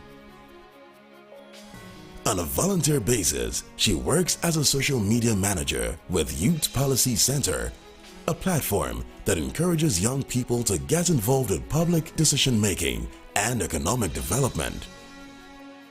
Her participation in an American Leadership Academy, a 7-month internship leadership training organized by the U.S. Embassy in Morocco, gave her the opportunity to connect and work with young leaders from all over Morocco on community development projects. During this program, she pioneered Diabetes Initiative, a campaign on spreading awareness about diabetes through online platforms and offline workshops. This project attracted the attention of the French Embassy in Morocco that led to her receiving more training. In March 2022, she participated in and won the National Ultimate Debate, UDN, in ENCG Kenitra. She is a keynote speaker who has inspired over 500 students in her school to volunteer and implement change in their communities. Recently, she was nominated as a stakeholder in her university, serving as a voice for 9,000 plus students. Hidaya's passion for volunteering and public speaking is doubled by her love for planning and operational management. Working with her team, she has organized several events, workshops, and seminars and has impacted 100 young leaders within the Fes Meknes region. She is a manager at Educate to Empower Project, a multidimensional project on girl-child education in rural areas, and also serves as the head of the PR and marketing team in the World Youth Leaders Organization, which has members from 11 countries across 3 continents. She is also a senior mentor at the organization and has guided 40 young leaders from all over the world to implement their community projects. She is an exemplary leader who is contributing to the growth and development of her country, Morocco, and the rest of Africa. Lepse Petmia Labaga from Cameroon. Lepse is a 22-year-old medical student and a health enthusiast who is ardent about using health and technology to solve basic societal needs while advancing Africa's health sector. She founded Community Health Outreach Research and Development Organization, CHORDO, a non-profit organization that has raised 97 youths and convened 14 conferences and 4 seminars that impacted over 8,000 young people cumulatively. Concerned about access to health services, Lepse created an online clinic called Cure Pill, a platform that grants users access to healthcare workers who offer integrated holistic health services at very moderate prices. So far, the site has recorded 2,684 users, with more than 496 having utilized the service within 5 months of launching. This initiative has been adopted by 21 civil society organizations. Lepse collaborated with 2 medical associations. The 9-day program gathered 180 medical personnel who visited 9 hospitals in 9 communities and consulted with over 5,303 persons, donated free medications, and performed over 15 dental and minor surgeries. The project is valued at $20,000 and helped mitigate the pressure on hospitals and clinics owing to the ongoing crisis in the Anglophone Cameroon, which has caused the destruction of over 220 villages and left more than 2 million people displaced. Years of violence in the Anglophone regions have put children and teachers in harm's way and devastated the educational system, with only 40% of schools in the affected regions actually functioning. Lepse has been audacious in her advocacy to ensure the return of schools especially in rural communities. She donated 80 cartons of school materials and sourced funds to pay tuition for 100 children from camps for internally displaced persons to the tune of $3,000. She also partnered with an organization to distribute foodstuff worth over $2,000 to 1,800 beneficiaries and provided the people with medical supplies, hectares of farmland, several packets of seeds, and equipment to help them get started. Her zeal for youth empowerment inspired her to convene a 2-day skills acquisition workshop under the banner of the Leadership Initiative Award. The workshop impacted over 100 young people who gained knowledge of soap making and detergent processing. She further trained and encouraged over 40 youths in the production and sales of medical detergents, thus significantly minimizing the required capital for future entrepreneurs in the sector. As a result of her leadership capacity, Lepsy became the president of a school students association, and she leveraged her office to impact the lives of over 2,000 students. Passionate about community sanitation and hygiene, Lepsy organized a 6-day community cleaning and sensitization campaign, reaching over 1,100 households, making it the biggest cleaning campaign ever done in her city. Lepsy swung into action and organized a 7-day cholera sensitization campaign. Through this campaign, her team cleaned up streets and local markets and donated 80 water filters to 35 secondary schools. Noteworthily, Lepsy has organized several free hepatitis B and HIV/AIDS screening campaigns with over 1,127 people tested and 56 of them referred for medical attention and follow-up. Lepsy partnered with Volunteer Medical Corps to organize the biggest prison visitation event in the history of her city. Through this program, Lepsy and her team cleaned the prison cells and its surrounding, shared foodstuff, sensitized the inmates on the importance of hygiene and sanitation, and organized sporting activities for them.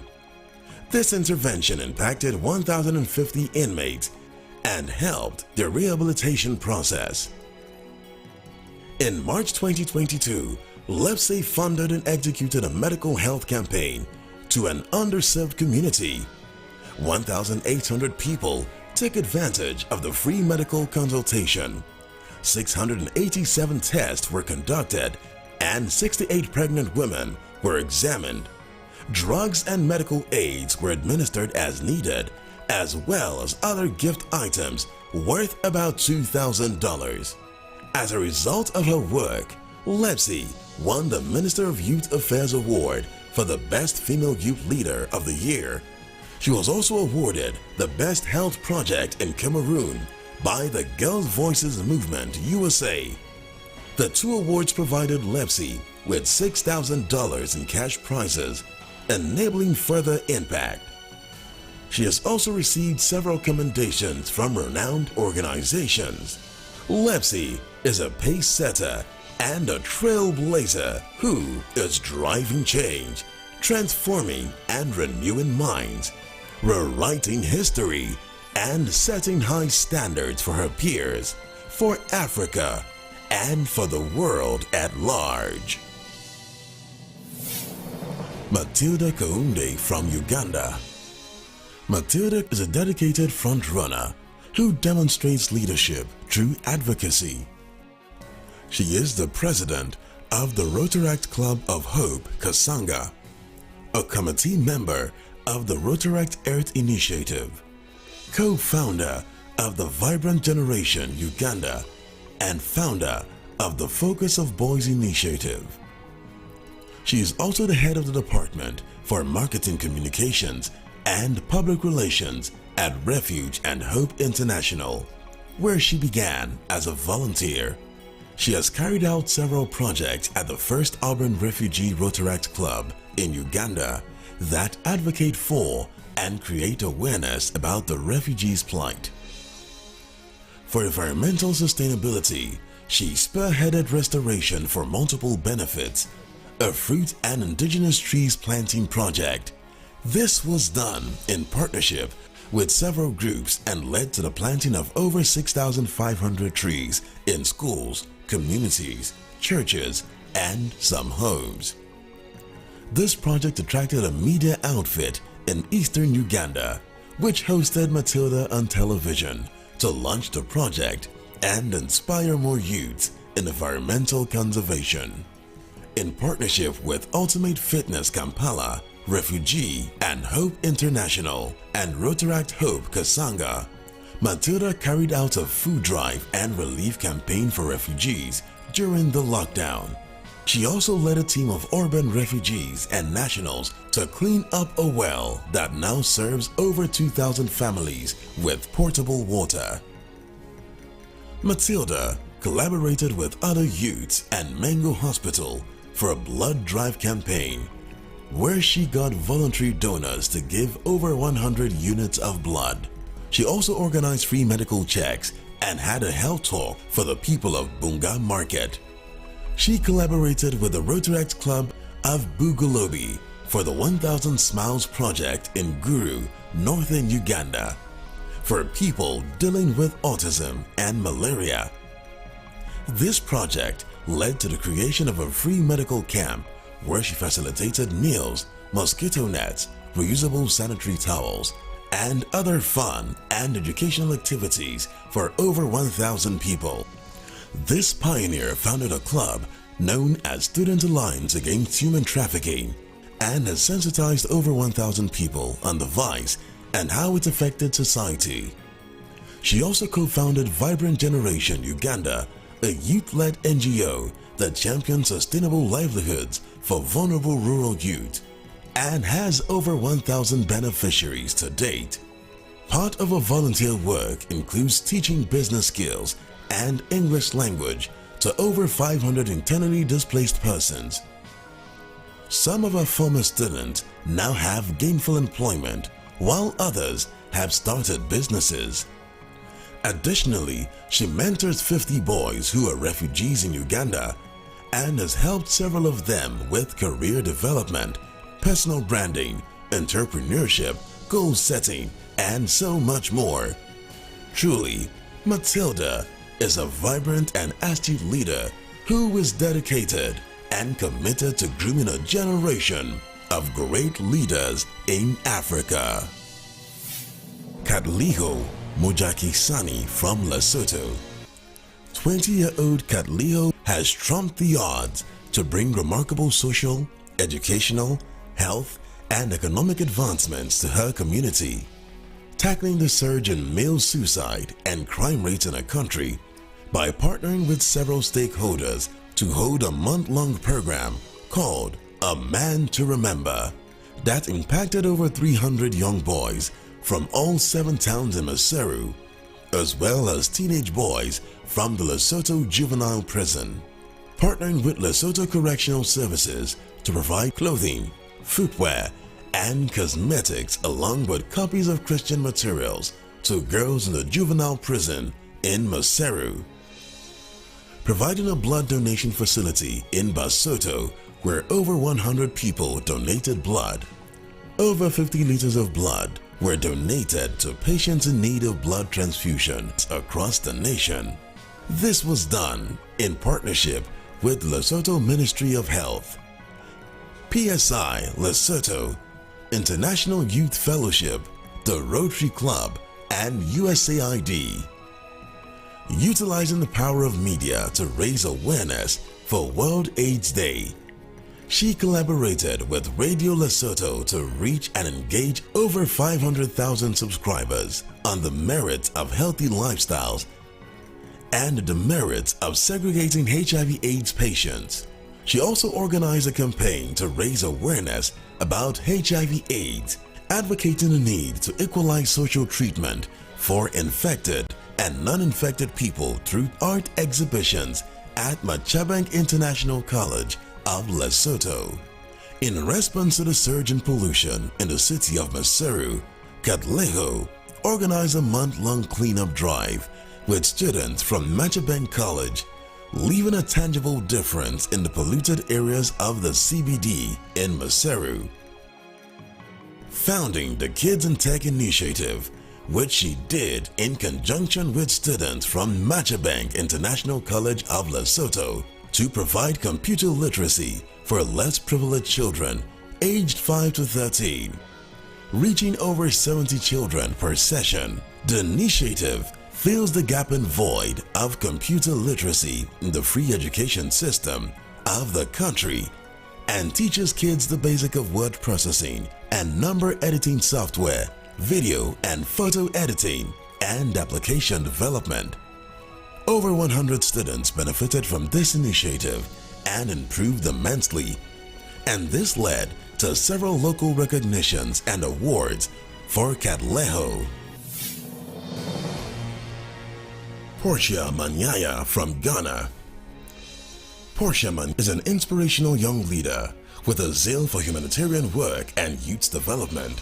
She has improved lives through nutrition, medical outreaches, skill acquisition, success motivation programs, career guidance, coaching, and mentorship. In many rural communities in northern Ghana, the people believe that malnourished kids were possessed by evil spirits.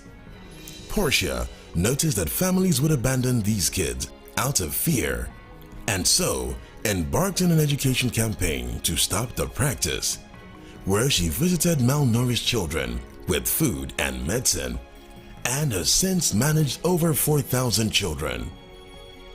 She also engaged several stakeholders for the holistic management of childhood malnutrition. She organized career guidance, success on purpose, skill acquisition, and advocacy campaigns for various schools. Some students received awards for excellent academic performance. This program had over 3,300 beneficiaries. She also organized a menstrual hygiene campaign reaching over 1,500 young girls. She also trained these girls in reusable sanitary pad production and established 4 menstrual hygiene banks in selected schools where students can get sanitary products. Again, she organized a Back to Focus campaign for adolescent mothers. Portia also had a medical outreach that benefited more than 670 people in 2 locations. The exercise focused on assessing, diagnosing, and managing primary illness while referring others for further investigation and management. Portia has represented her community at international conferences, and she is building bridges between her people and policy-making bodies at home and abroad. Regina Kumi-Mensah from Ghana. Regina Kumi-Mensah is a young, passionate, and inspiring youth leader who has dedicated herself to reaching out to individuals that are in need and deprived. This burning desire was birthed as a result of the daily data of females who suffer abuse and discrimination and are sidelined or looked down on. In view of this, Regina has channeled all her resources and strength towards challenging the status quo, supporting the woman and her course mentally, physically, spiritually, and financially. The goal is to see women grow and fully realize their potential, and thus becoming assets to the society. To curb period poverty, where young girls have no access to sanitary products, Regina embarked on a series of menstrual health and hygiene projects campaign by partnering with leading institutions to remedy the situation. She reached out to young girls in rural communities and provided them with basic sanitary. She has organized 15 outreaches on menstrual health and hygiene education. In her efforts to change the narrative, Regina has reached out to over 700 young girls with sanitary towels, detergents, and undergarments in hope of finding more sustainable ways to address the issue of period poverty in rural communities. Regina has always expressed intense interest in training and coaching young girls, Concerned by the predicament most young girls in Ghana face, from issues relating to sexual abuse, domestic violence, inhumane cultural practices, zero tolerance for the education of the girl child, and so on, she established the Independent Lady Network, a social network through which she reaches out to young ladies all across Ghana, Nigeria, the United States, and beyond. The network has influenced mindsets and attitudes for leadership and growth. Also, she came up with the Library Development Initiative, which encourages more students and young people to invest in knowledge acquisition and research. This has contributed to several community libraries, especially those in Jamestown, a slum area in Ghana. She mobilized several resources, including the Book Drive Initiative, where she solicited for various research books and novels and stationery materials, and renovated a community library in Kasau, Greater Accra region. As part of her efforts at improving the minds of young people, Regina holds several leadership seminars, encouraging and developing the young people in many communities. We applaud Regina's commitment to making her world better and improving the lives of those around her. Hello, my name is Joel Tiago, a 2016 Fala winner from Angola. You are welcome to the 2022 edition of the Future Africa Leaders Awards nomination show. I am pleased to express my profound gratitude to the President of the Future Africa Leaders Awards, Reverend Dr. Chris Oyakhilome, for building a network of value-driven leaders who create positive, innovative change in their communities and develop practical income-generating capabilities throughout Africa.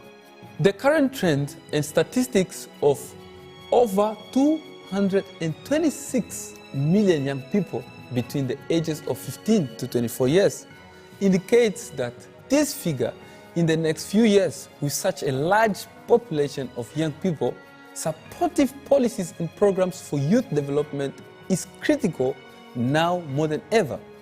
Investing in empowering young people will not only transform their lives, but also transform communities, nations, and the continent, helping to break intergenerational poverty, address inequality, and create a stable, peaceful, and prosperous Africa. This is why the foundation, through the Chris Oyakhilome Foundation International, has significantly invested in young people in Africa and fund their innovations and dreams in the last 9 years. This is truly remarkable. With continued expansion, more young Africans will be able to access opportunities, learn, and explore inter-regional opportunities. In this next set of nominees, we celebrate leading champions of young entrepreneurs in Africa. And they are Lina Bosa Chedre from Togo, Makato Zue from Malawi, Chizungo Aziria Tadai from Malawi, Nju Dima Aku from Cameroon, Zulu Princess Mayamiko from Zambia, Njudima Ako from Cameroon. Njudima Ako is a social entrepreneur and innovative youth leader with an unwavering passion in building and growing businesses. At the age of 19, he established a unique full-service human capital enterprise, providing integrated services to meet human capital management needs at early stages. Through his campaign tagged Be Your Own Boss, he provides free financial coaching and business mentorship for thousands of beneficiaries, which has had a ripple effect in the creation of human resources and infrastructure capabilities necessary for the empowerment of those living in poverty in his community. Njudina Ako spearheaded various online financial literacy and educational symposiums, where he played an active role in helping young adults structure and gain access to entrepreneurial skills, business model development, startup grants, and networking opportunities for profitable business outcomes. Njudima Ako established a non-profit organization where he stands as a beacon of hope to the less privileged in his community. He organized skill acquisition programs to meet the increasingly skewed skill imbalances for more than 1,000 underprivileged youths and widows in his community. He provided skills training in areas of e-commerce and soap production. These skills training has emerged new businesses among his beneficiaries and helped in positioning them for personal, career, and economic success. Njudina Ako is an inspiration to many young people in his community and unrelenting in his quest to expand the horizon from which he can hitch his wagon to ideals bigger than himself through empathic, purposeful, and meaningful work in creating a better world for people facing different kinds of disadvantages. Chizungu Azaria Tendai from Malawi. 20-year-old Azaria Chizungu is a dynamic young leader from Malawi who has empowered thousands of youths and tremendously impacted the education and health sectors of his nation. From the age of 17, he has carried out entrepreneurship seminars and leadership workshops.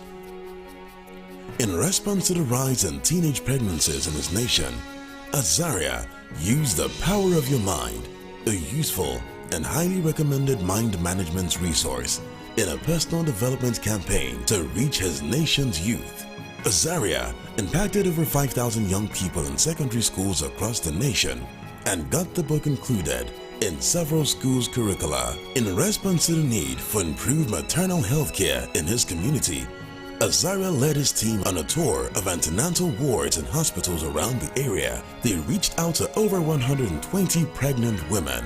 Azaria organized a blood donation drive titled Mission Save 1,000 Lives. To date, they have collected over 700 liters of blood, with 3 local hospitals benefiting from the donations.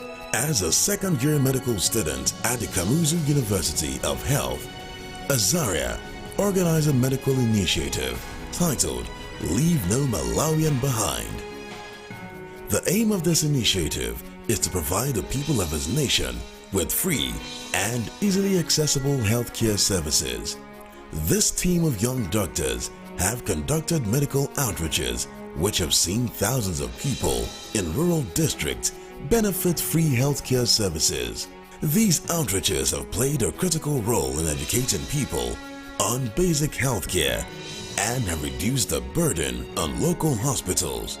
To promote food sustainability, Azaria embarked on the Feed Malawi project, where he worked with 40 farmers and raised over 200 bags of maize to be distributed in villages across Malawi. He also started up a mushroom production project and taught over 30 widows in the community how to grow mushrooms using readily available materials such as maize sheaves. This initiative has so far seen over 50 families impacted. Azaria's passion for people saw him partner with the Association of People with Albinism in Malawi, APAM, to reach out to people with albinism in the nation. They went into several communities distributing special sunblock lotions and sun hats to offer affected individuals protection from the sun. This brought hope and relief to a large number of people living with albinism in Malawi.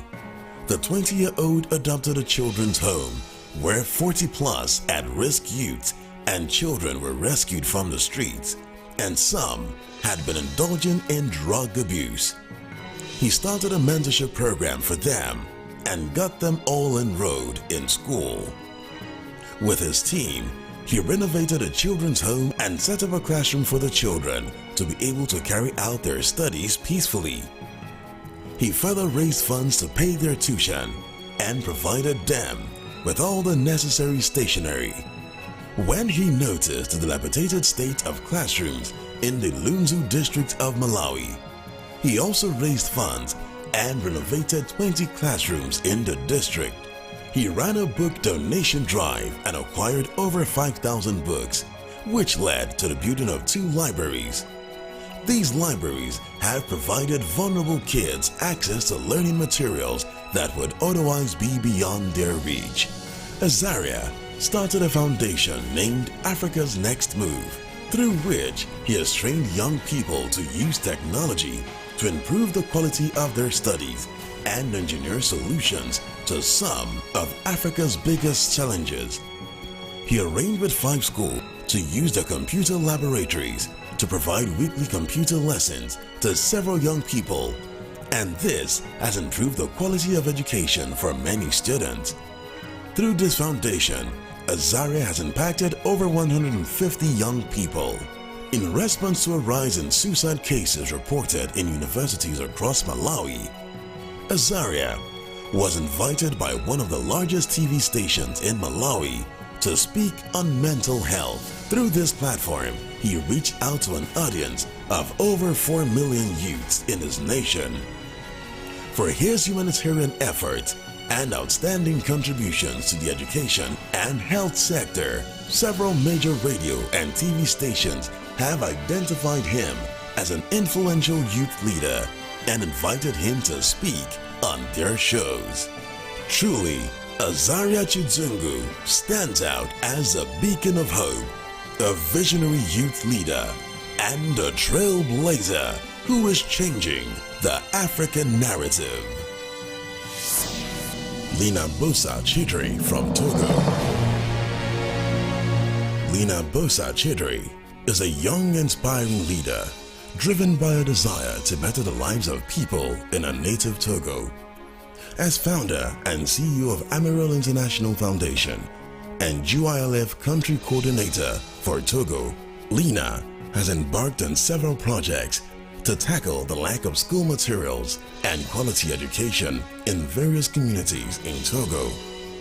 Lina's project, Every Child a Book, Every Child a School Uniform, Every Child an Education, is aimed at enrolling vulnerable children in school, providing them with school uniforms, school materials, and scholarships, reaching out to over 3,000 children in the communities of Amanlame, Adetikope, and Anfoin.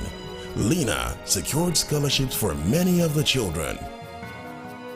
She mobilized people to donate foods, clothes, and educational equipment to various orphanages and has impacted more than 800 orphans in these communities.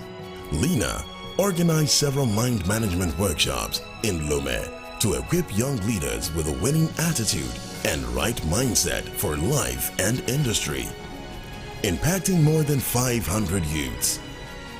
She embarked on a novel project titled Strong Woman, Woman of Peace, and organized several conferences with young ladies on leadership and overcoming depression, impacting more than 100 young ladies. She also helped 10 of these ladies secure good jobs in different sectors.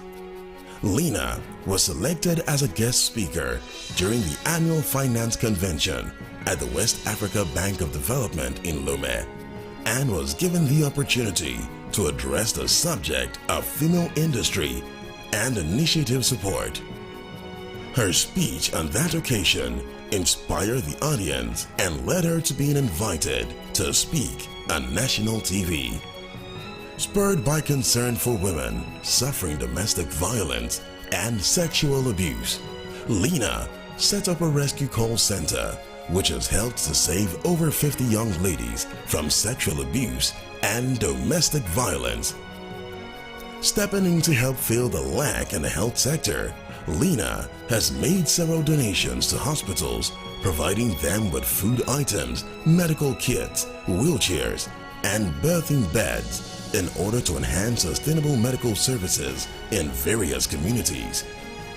In some of these hospitals, pregnant women needed to queue up before delivery.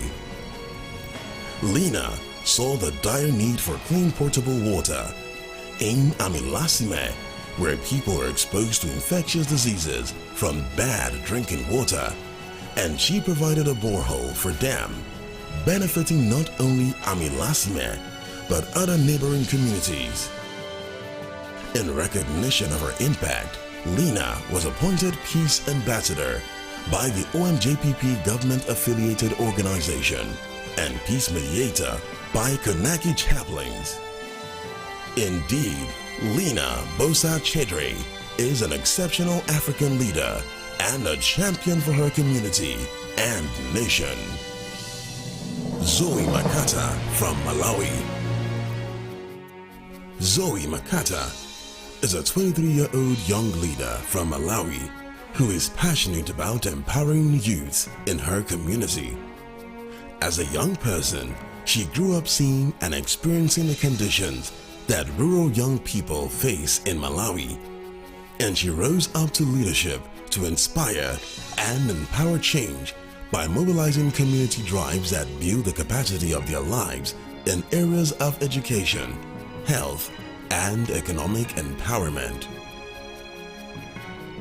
She founded a movement called Empowered for Change that has so far reached over 10,000 rural-based young people with works of charity, motivation, and capacity building. She organized a rally for impact, which over 1,000 young people attended and were trained in becoming young people of influence, giving career mentorship and orienting opportunities for young people to become entrepreneurs from a young age. At this rally, she brought together different young people from different career fields, including doctors, lawyers, and entrepreneurs, to inspire and be role models for the youth she was targeting. This rally received commendable reports from community leaders in the areas she's working to bring change.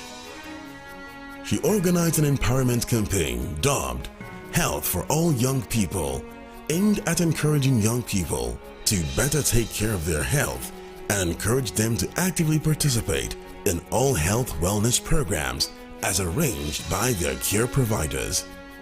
As part of this campaign, she mobilized a community mobile clinic that went about giving health information in 5 communities in Buvumbwe, Tiolo. This mobile clinic managed to reach over 1,500 young people with health and wellness information in response to the increasing number of young people committing suicide due to mental health challenges.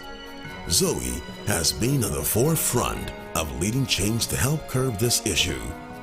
She organized a seminar where she brought mental health specialists to speak to groups of young people in her community, and over 500 youths were in attendance.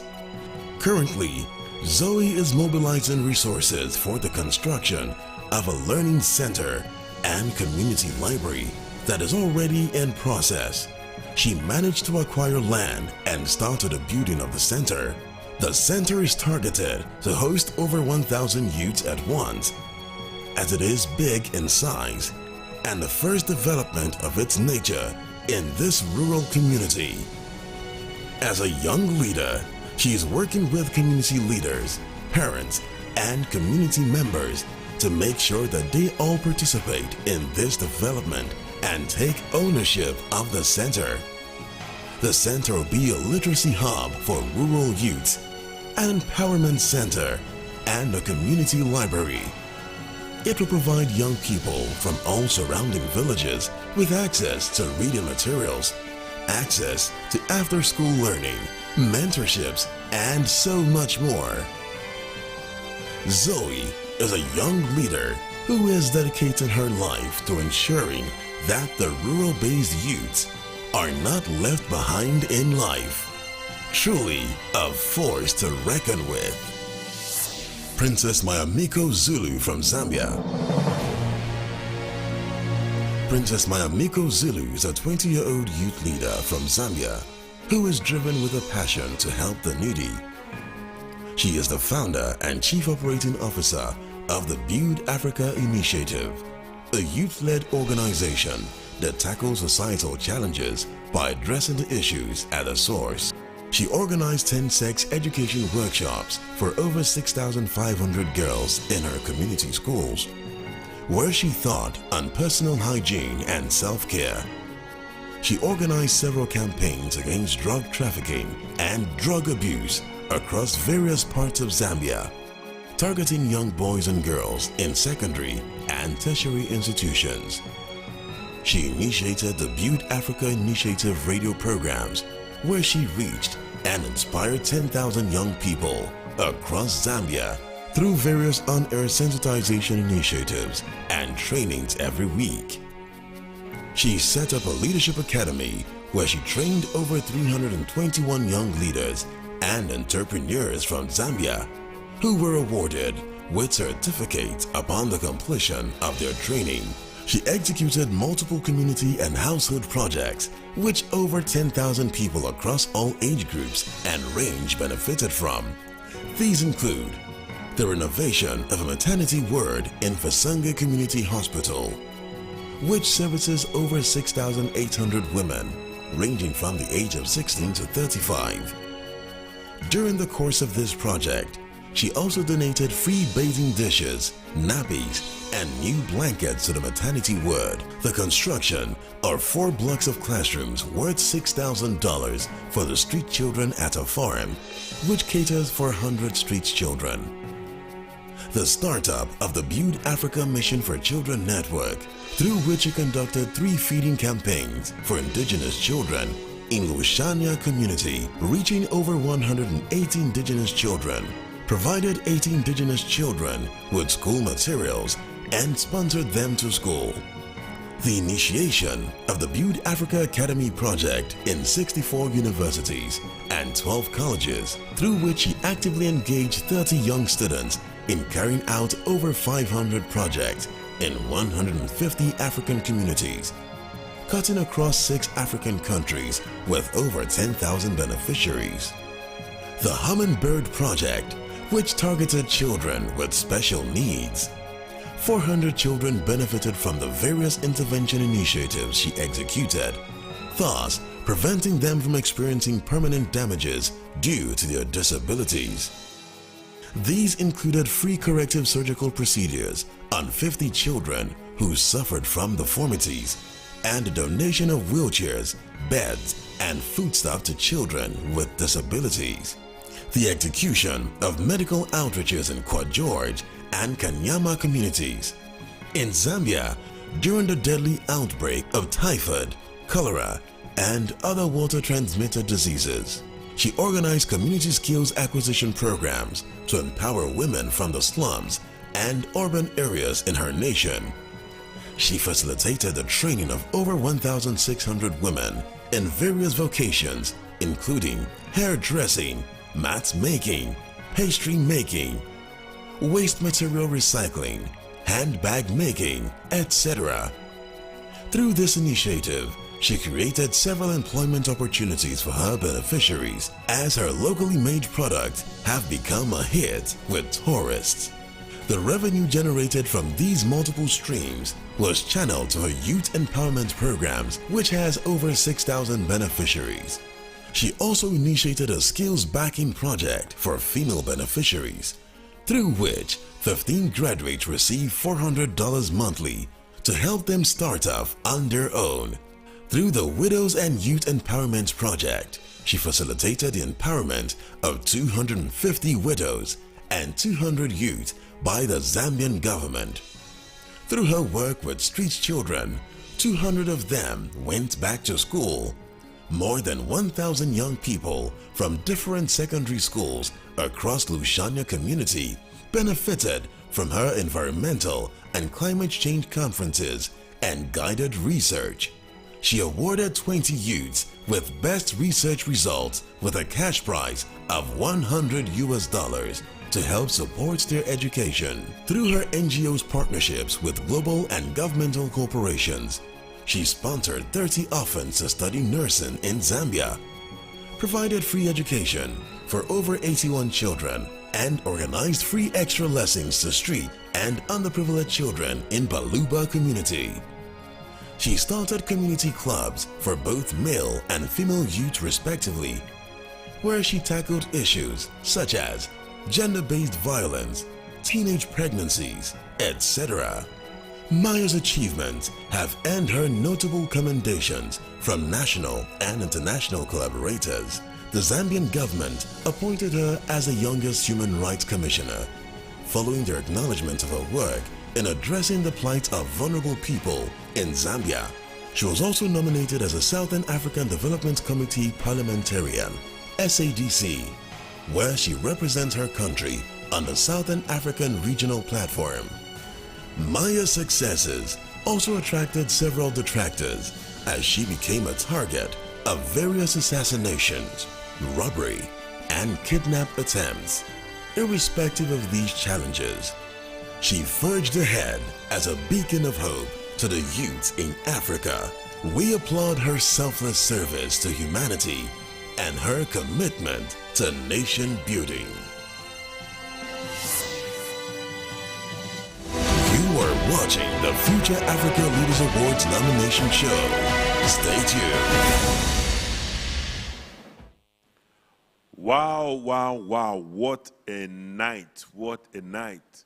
We actually are gradually rounding off the nomination show, but we still have the set of nominations for advocacy work. But before we get to that, we're going to have a brief talk show, and we're talking about the impact of the winners of the Future Africa Leaders Award on the African continent. Africa is the world's most youthful continent, with approximately 200 million youth between the ages of 15 and 24. Africa's young people are our future leaders, and will be the driving force behind sustainable growth across the continent. The Future Africa Leaders Foundation is a Chris Kilome Foundation initiative aimed at exploring and expanding the leadership potentials of young people in Africa and for Africa. Without engaging young people, the African dream of achieving several global commitments centered on advancing good governance, quality leadership, entrepreneurship, technology, economic growth, and quality education will probably not see the light of day, as nearly 60% of the continent is below the age of 25. But the good news is that young people across the continent of Africa are already being organized, participating, and demanding for inclusivity thanks to the efforts and commitments of the Future Africa Leaders Foundation in championing this vision across Africa. Now, I have two past winners of the Fala Star Prize here with me on set. To my right is the winner of the 2017 Star Prize, Ambassador Naomi Ekpoki. Yes, sir. You're welcome. Thank you so much, sir. Well, you've been comparing tonight's show. And to my left is the winner of the 2020 Star Prize. Yes, sir. Ambassador Michael Wawa. Yes, sir. Naomi is from Nigeria and Michael is from Cameroon. Thank you, sir. Now, quickly, Naomi, can you quantify and analyze the impact of the Future Africa Leaders Foundation on the African continent across the 7 sectors of the foundation's engagement? These are education, agriculture, technology, entrepreneurship, advocacy, youth empowerment, and humanitarian work. Now, you are quantifying and analyzing this vis-a-vis your personal work since winning the Star Prize in 2017. Thank you so much, Pastor Sir. It's such a pleasure once again to be on this panel session with you. Always exciting to be here. I want to say a huge thank you to our mentor, my mentor, and the president of the Future Africa Leaders Foundation, Reverend Dr. Chris Oyakhilome, for such an amazing opportunity, and the director of the Future Africa Leaders Foundation, Pastor Diola Phillips. It's such a pleasure to be here. And sir, just from the question you asked just now, it made me remember a quote by philosopher Socrates. He said, "Under the guidance of a strong general, there would never be weak soldiers." And that makes me think a lot about what happens on Fala 31st night. Every time we win, or when the winners are called out, it's like a mandate is being released again. In my own year, when Pastor was was introducing the Fala 2017 awards, he said, after the awards, they do much more. It's like a mandate we receive, and we've been under the guidance of such a strong general. We can't be weak. It's been every year of growing bigger and better. You need to see the amazing work Fala ambassadors are doing all over the world, not just in Africa, interestingly. We've had impact all over Africa, but we've gone ahead onto bigger and international platforms. And looking at the 7 sectors you mentioned, not one is left out. In each sector, there is an ambassador doing amazing work. In fact, not just one, not just 2, we have several. And I'll give you an example. For me, before I won Fala, I was in peace building, education, and technology. And right now, I've added another cap to it, and that's renewable energy. I looked into the issues we've had in the power sector in Nigeria, and then spreading across to sub-Saharan Africa, it's unbelievable. Let me run you through some figures briefly. In sub-Saharan Africa, we currently have a power generation capacity of 68 gigawatts. Now, it looks good until we do a comparison. Looking at America, which has over 300 million people, they have a power generation capacity of 1.2 million megawatts. And sub-Saharan Africa has over 1 billion people, and we are sharing just 68 gigawatts, of which 1/4 of that installed capacity is not even reaching the consumers because of poor maintenance. You know, it's unbelievable, sir. And when I looked into that, I said, something has to be done about this. Personally, I've lost a younger sibling as a result of the power supply problems in Nigeria. My mom, who was rushed in for a surgery to give birth to my own younger sibling, lost the baby because there was no power supply to carry out that surgery. And you can imagine how many more Nigerians and Africans' lives are being lost for electricity, which is a fundamental human need. And so I just had to do something. You mentioned to me about Spain. Yes, sir. Yes, Spain. Spain just has about 40-something million people, and they have about 112 gigawatts of electricity. They've even surpassed that now. And this is sub-Saharan Africa with over 1 billion people, and we have about 48 countries sharing 68 gigawatts. It's embarrassing, very embarrassing, and lives are being lost on a daily. So, sir, I took it up upon myself. I wanted to study renewable energy here in Nigeria. There was no place for me to do the research. I had to travel all the way to the UK. After winning a beautiful scholarship, of course, like I said, after winning Fala, you become capable for so many things. Yeah, it's time to dare big things. Out of 4,000 applicants, there were 22 people selected, and I was one of them. And when I got there, went into research on renewable energy in Nigeria and started an energy company aimed at cutting down the costs. Because the main issue we've had in Nigeria with renewable energy, from photovoltaic panels to all manner of renewable energy, from wind energy, marine, and all of that, it's cost. It's been on the high side. So I went into research on how can we cut down the costs. And then from there, we've gone into, okay, increasing the capacity of our young people. How do we get more people involved in renewable energy, solar cell research, and all of that? And right now, we've already started deploying in Nigeria. And we're looking into other African countries as well. So it's been interesting. We've been doing quite some work in that area, and I'm looking forward to doing more. And going into, in fact, sir, that's the thing with Fala. When we come out, we keep doing, and yeah. I'm having to rush on this show. Yeah. I have so much to say. Yes, expanding all the time. Yes, sir. You said you're already in Abuja and in Bayelsa State. Yes, sir. Beautiful. Now, Michael, what extent have the Future Africa Leaders Foundation ambassadors utilized the leadership model an ideology of our man of God, Reverend Dr. Chris Oyakhilome, in advancing Africa's development. Now, try to be brief. Thank you very much, sir. I want to start by thanking you especially for this opportunity to be on set with you again. Thank you so much, sir. It's an opportunity for me. I would like to thank the President of the Future Africa Leaders Foundation, Reverend Dr. Chris Oyakhilome, for the work which he's doing in African youths, giving the youths a mindset that is unique and giving them that push to be different in their communities, in their countries, and all over the world. And I also want to thank the director of the Future Africa Leaders Foundation, Pastor Diola Phillips, for specially training us to be different, not just winning the award, but constant follow-up, constant mentorship to make sure that the skills which we get, we don't just end at receiving an award, but we go to consistently continue to build. Thank you so much, Ma, for continuously investing in us. Thank you so much, sir, for the question which you just asked. And Pastor is a mentor of mentors. That's the best way which I can describe what Pastor is doing in the life of young persons.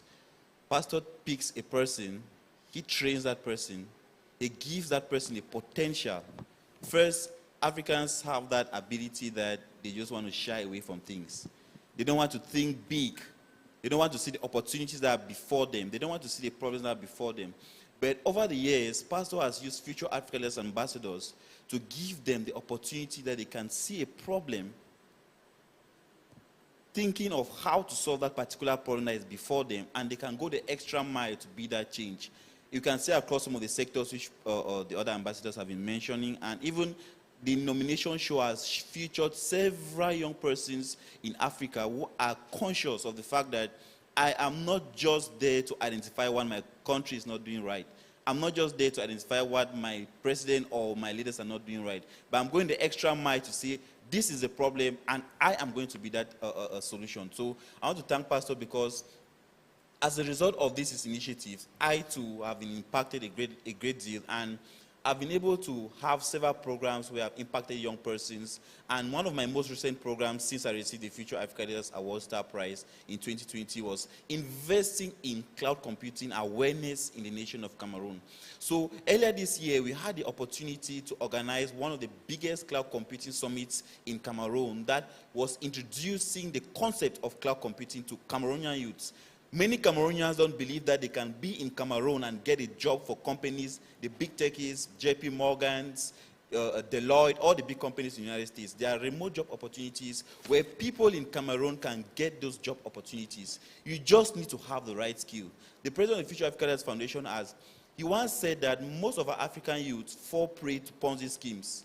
Most of them fall prey to get-rich-quick schemes. And it's just because they don't have the right investment of a skill.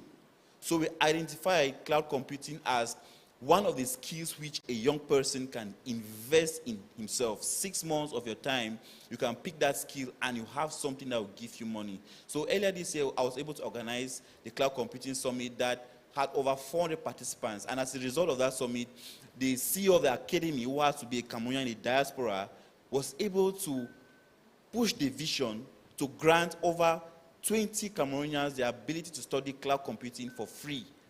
Cameroonians of different age groups, people who have no idea about IT, people who have no idea about how they can change their lives, but we had that unique opportunity. And I must say thank you to the President of the Future Africa Leaders Foundation. You said 20 of them did this cloud computing summit. Yes, Pastor Sam. And how much was it worth? It was worth $100,000 US. 100,000 US dollars. Yes, Pastor Sam. And they got it free? Free tuition for the 6 months, career coaching, CV preparation, everything for free as a result of the program. Congratulations. Thank you so much, Pastor Sam. Great things that the ambassadors are doing. And we are going to go straight to our final set of nominations. That will be nominations for advocacy. And to announce these nominees is Avante Mufusire, the 2020 Fala winner, a 2020 Fala winner. So let's hand over to Avante as she announces the nominations. Hello, my name is Avante Mafusire, a 2020 winner of the Future Africa Leaders Foundation from the beautiful nation of Kenya. I welcome you to the 2022 Fala nomination show. I am exceedingly grateful to the President of the Future Africa Leaders Foundation, Reverend Dr. Chris Oyakilome, DSCDD, for empowering young people to discover their limitless, untapped potential and transform them into innovative, solution and research-driven advocacy, and also social and economic power in Africa. When youth are empowered, they can fully exercise their rights and live in an environment with good governance. They can purposefully participate in the development and decision-making processes that directly impact their lives. To transform development initiatives and harness the demographic dividend, African leadership spaces must involve youth perspective and ideas on their governance. If youths are not politically engaged, they are more likely to feel disenfranchised. Long-term disengagement of youth can negatively impact the social cohesion of communities as well as their peace and security. Similarly, efforts to effectively engage youth in policymaking and development is one of the fundamental core values of the Future Africa Leaders Foundation. This can be seen in numerous projects and programs that the Foundation has sponsored, which are geared towards advocating and putting the African youths in the corridors of power and influence. The African youths are increasingly cultivating their role as community change agents. They continue to evolve in their leadership practice in the policy space, ensuring that they are represented and heard. This next list of nominees feature exemplary, bold, and courageous steps taken by young leaders across Africa in advocating for positive policy making and significant contributions to the government. Tonight, the Foundation has a list of such young people who are ready and bold to put their necks on the guillotine to foster the agenda of youth inclusion in policy making and development. I present to you the final set of nominees for the 2022 Future Africa Leaders Awards. Joe King Splendor, Nigeria. Karen Khan, Tanzania. Elizabeth Aguil, South Sudan. Amanda Nomha, South Africa. Splendor Joe King from Nigeria. Splendor is a 16-year-old youth leader from Nigeria, driven by a strong passion to make a difference in her country. And at the age of 9, Splendor became the first child in the world to author a book on terrorism titled The Effect of Terrorism on Children. After her first visit to the Kuchingoro IDP camp, over 150,000 copies of this book have been adopted by Universal Basic Education as library resource materials across the Federation, with some schools using it as orientation for children, while the Nigerian military is using it as a psychological support material for the de-radicalization of children. As a member of the FCT's Children's Parliament who believes in child's rights protection, she started a campaign against the use of children as suicide bombers and child soldiers during the height of Boko Haram attacks in Nigeria. This approach opened the eyes of so many children to their rights to life, thereby making a child reject the offer of becoming a suicide bomber in the Northeast. Her foundation embarked upon a mind change project to provide psychological healing to traumatized victims of terrorism through an arts competition, of which 75 children were beneficiaries of this project. Seeing that one of the effects of terrorism is the increasing number of children who are out of school. Splendor started engaging the stakeholders and government agencies through seminars and conferences so as to reduce this impact. So far, 50 IDP children have been restored back to school.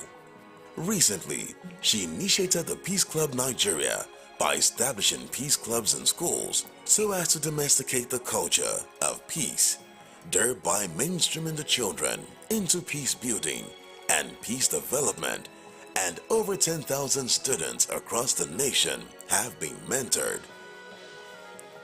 As a result of this, the FCT minister has granted approval for the establishment of a peace club in all FCT schools, and the Chief of Air Staff has also approved the same in all Air Force schools nationwide. Her advocacy has been endorsed by the Nigerian Air Force, Nigerian Army, Defense Headquarters, National Orientation Agency, Federal Capital Administration, and Nigerian Television Authority. And she also received a commendation from Buckingham Palace, to mention a few. She has been conferred National Peace Ambassador, Anti-Bully Ambassador, appointed Human Rights Advocate for the National Human Rights Commission. She is an award holder of the Duke of Edinburgh International Leadership Award for Young People and was elected FCT representative at the Nigerian Children Parliament.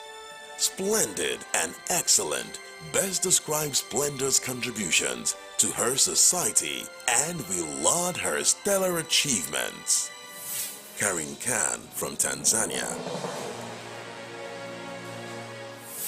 Karin Khan is a young Tanzanian leader with professional experience in economic empowerment, public speaking, research, youth leadership, and gender issues.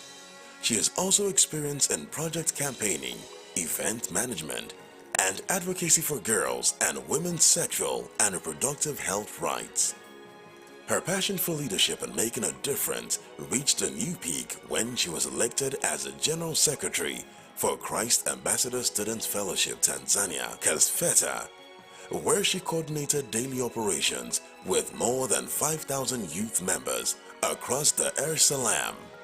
In 2020, she instituted Inuka Foundation, a non-governmental organization set up to fight against the issues that spike the spate of vesicovaginal fistula, VVF, among young girls in Tanzania. Through this foundation, she has reached more than 60 women and girls with VVF and supported them with access to free medical care.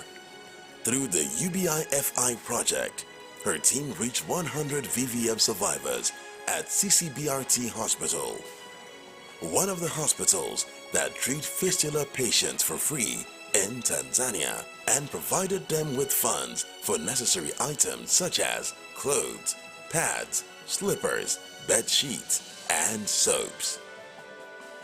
To address the low level of awareness on maternal health and VVF being treatable, she led her team to organize educational programs that benefited 4,500 women and girls across Morogoro and Dar es Salaam. She also enlightened over 7,120 students from 10 schools about obstetric fistula using dramas, art, and movie cinemas. Her work in this area has impacted many beneficiaries who have organized their dignity and esteem. With their health fully recovered, several have been referred to hubs that provide entrepreneurship training and now run their own businesses and support their families. Also, the school rate of girls dropout because of VVF, early pregnancy, and poor health has decreased. Karen advocates for the meaningful engagement of young people in policy programs and development forums. She facilitated the exchange of information about best practices and lessons from youth programs carried out, as well as on major opportunities and challenges for moving the youth development agenda forward.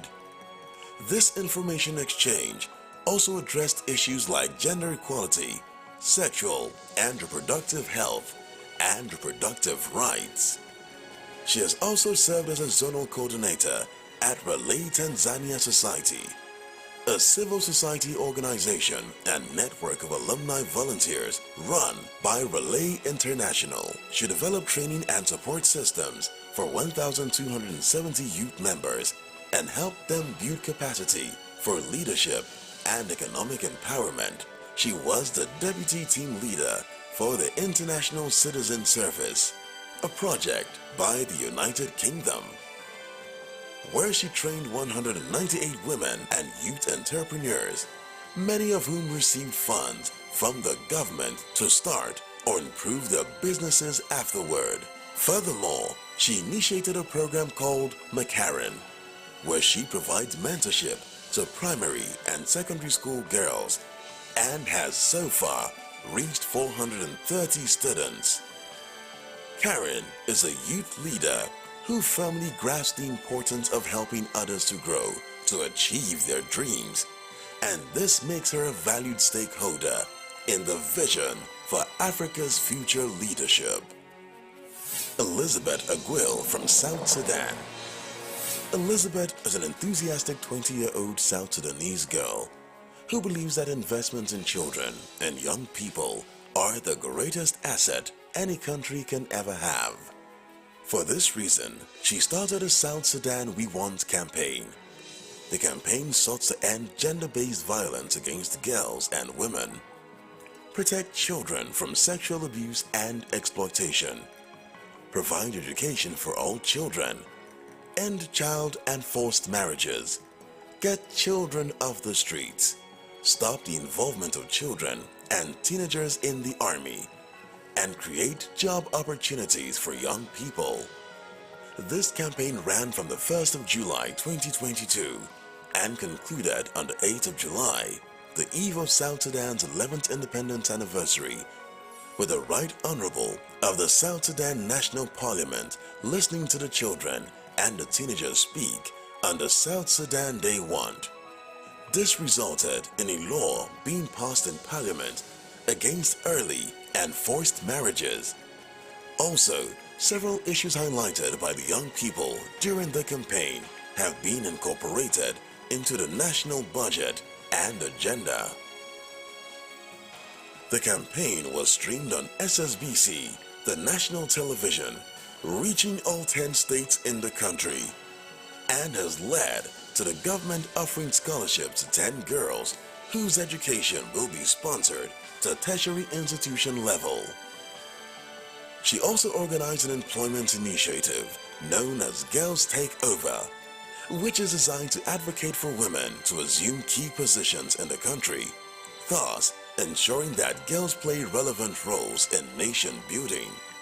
This has inspired girls around South Sudan to work and become their best selves.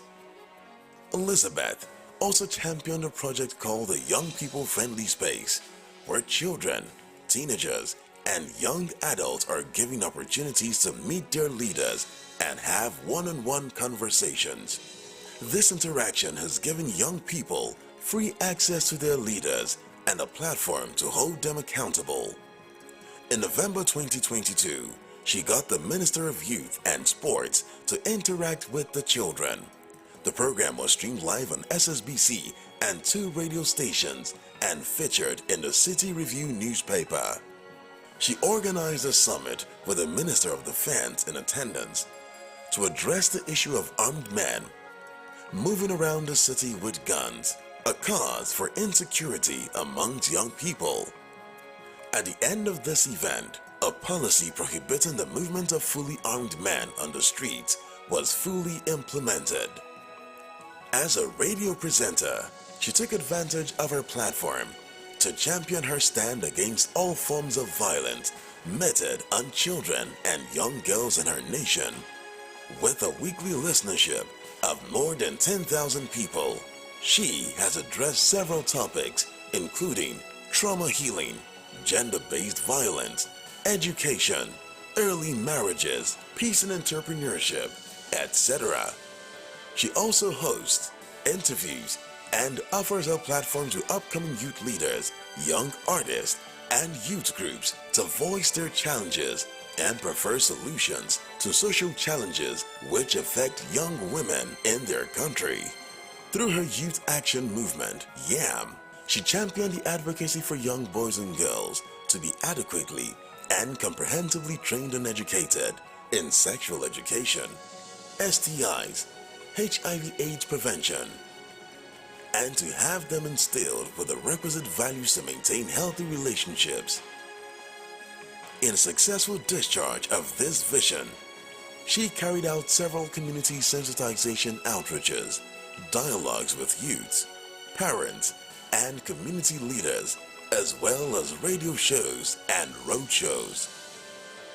During the flood, when many were displaced from their homes and means of livelihood, Elizabeth reached out to the IDP, internally displaced persons camps, where she distributed health kits to so many families, with many girls and young women benefiting from her initiative. She also reached out to girls and children in orphanages. So far, over 7,000 people have benefited from her various initiatives in this regard.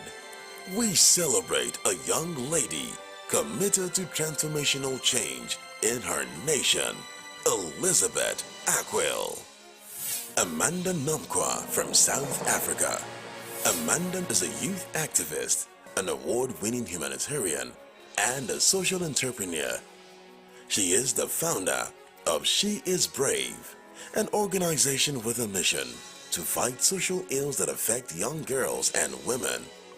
The organization also advocates for quality education and digital skills training for women in a bid to help them unleash their full potential.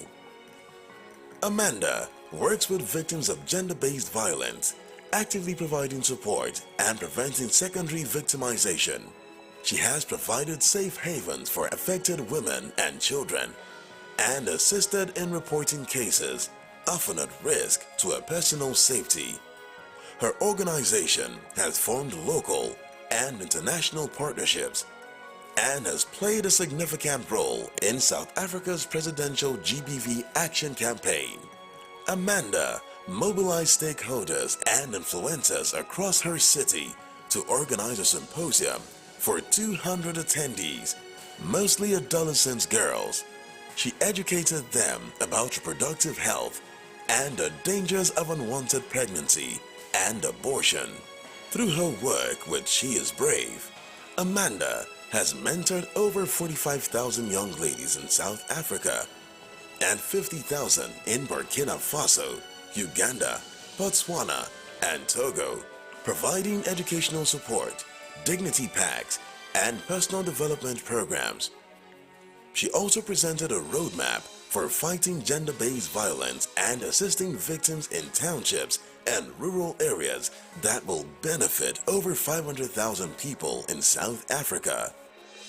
She Is Brave initiative have received special recognitions for its impact from the SA Youth Awards and the South African Parliament.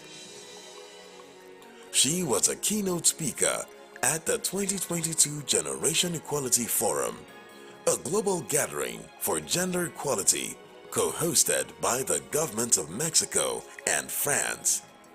At this event, she addressed over 90,000 listeners and viewers and spoke on issues and possible solutions to the pandemic of gender-based violence and gender inequality. Amanda is the founder and CEO of eConnect, a Wi-Fi company that provides affordable Wi-Fi access to young people in her community. Because of this, people in her locality can access high-speed internet for online studies and research. To stimulate the growth of the knowledge economy in her country, Amanda has trained over 65,000 young people in South Africa and various countries in Africa. Many of her former trainees have started businesses in e-commerce and other sectors. She has worked with several international organizations for youth advocacy, skills development, and activism. benefiting 800,000 young people on the continent. Also, she works tirelessly in collaboration with major private companies in her home country to give and distribute food parcels to over 3,000 households in Ivory Park community that house over 15,000 beneficiaries.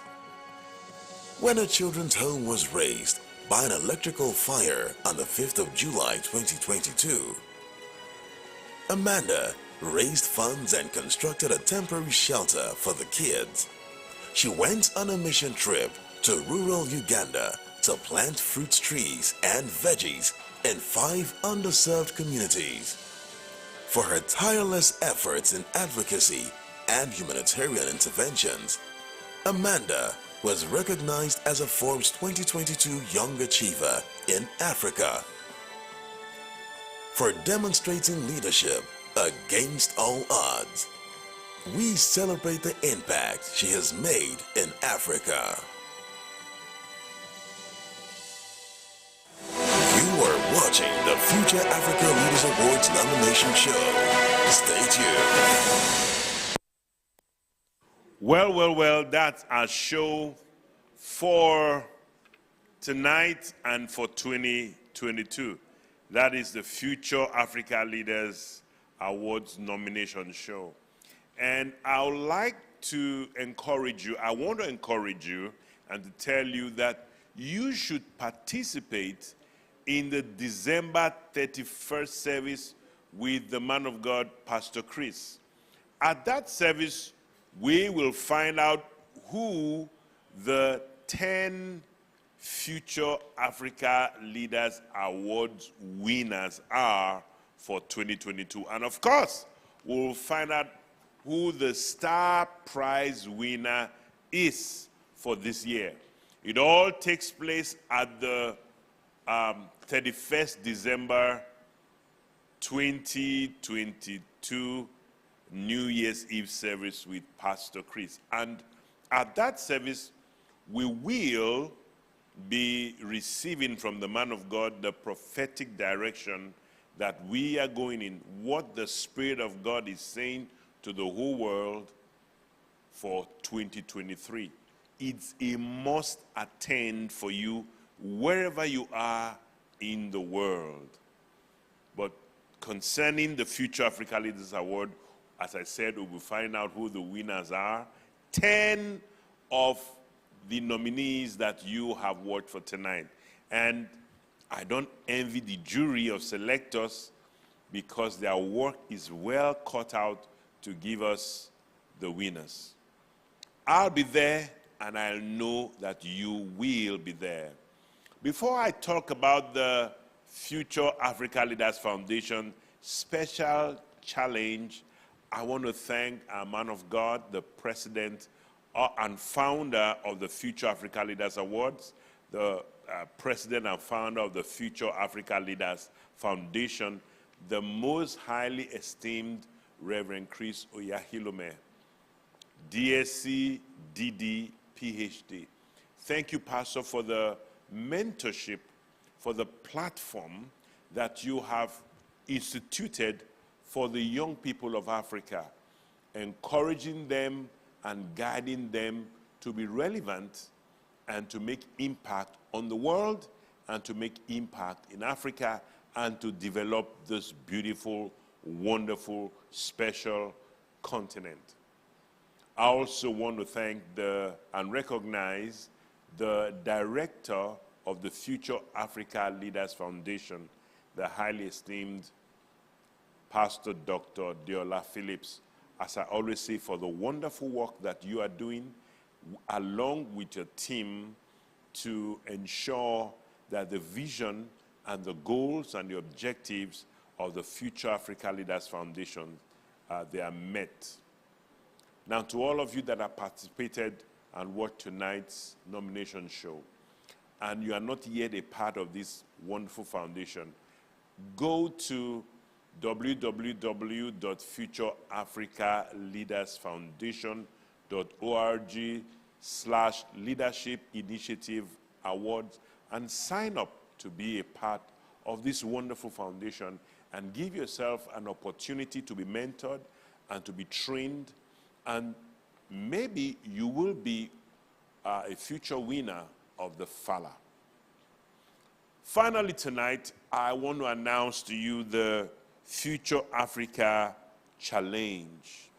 Now, you know that what the Future Africa Leaders Foundation is, but the challenge is an initiative designed by the foundation to explore the creative potentials of young Africans living in Africa.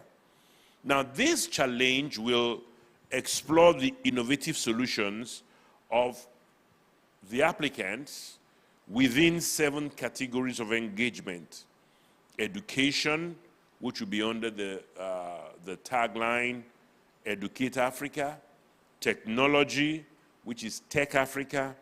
Entrepreneurship, which is Startup Africa. Humanitarian, which is Touch Africa.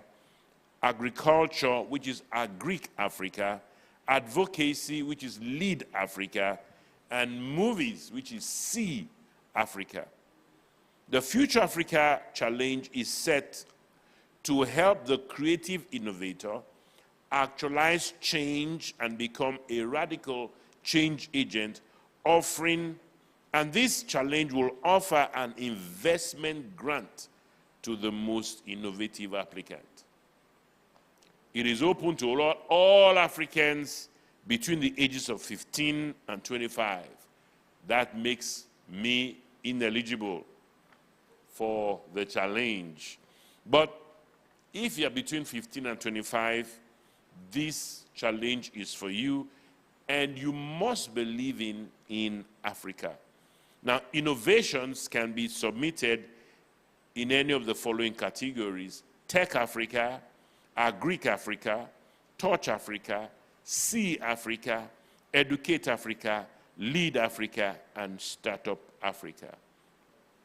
Now, interested innovators should go to our website to register, futureafricaleadersfoundation.org/challenge. Now it's on the screen, and just take a snapshot of it and go to the website and register to be part of this challenge.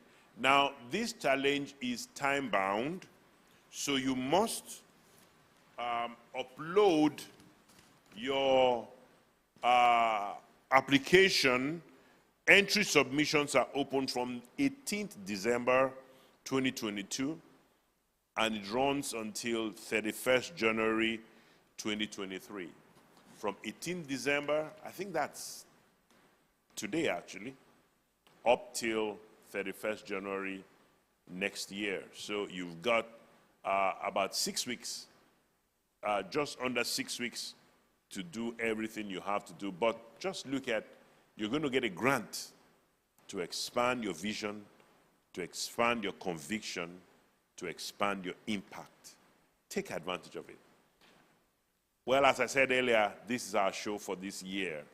We'll be back again on the 31st of December to announce the winners of the Future Africa Leaders Awards.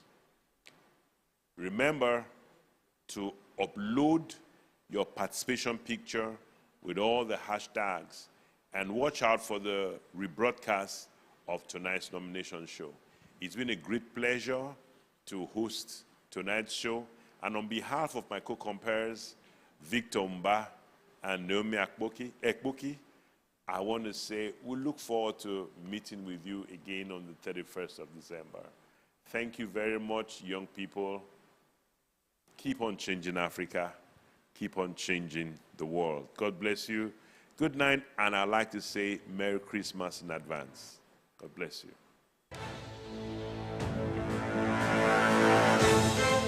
Young innovators from the continent of Africa, all in a race to revolutionize Africa and the world with their ingenious ideas. Lots of prizes to be won.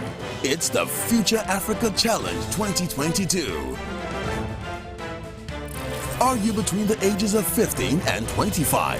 Do you have what it takes to make a trailblazing change in Africa? The Future Africa Challenge is the way to go. It is open to all Africans.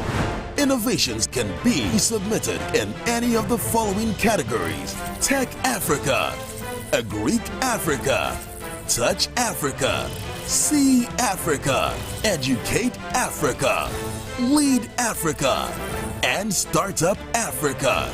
Interested innovators can register on our website at www.futureafricaleadersfoundation.org/challenge. Applications are open on our website at www.futureafricaleadersfoundation.org/challenge. For more information, visit our website or call the following numbers displayed on your screen. The Future Africa Challenge 2022. Innovate Africa.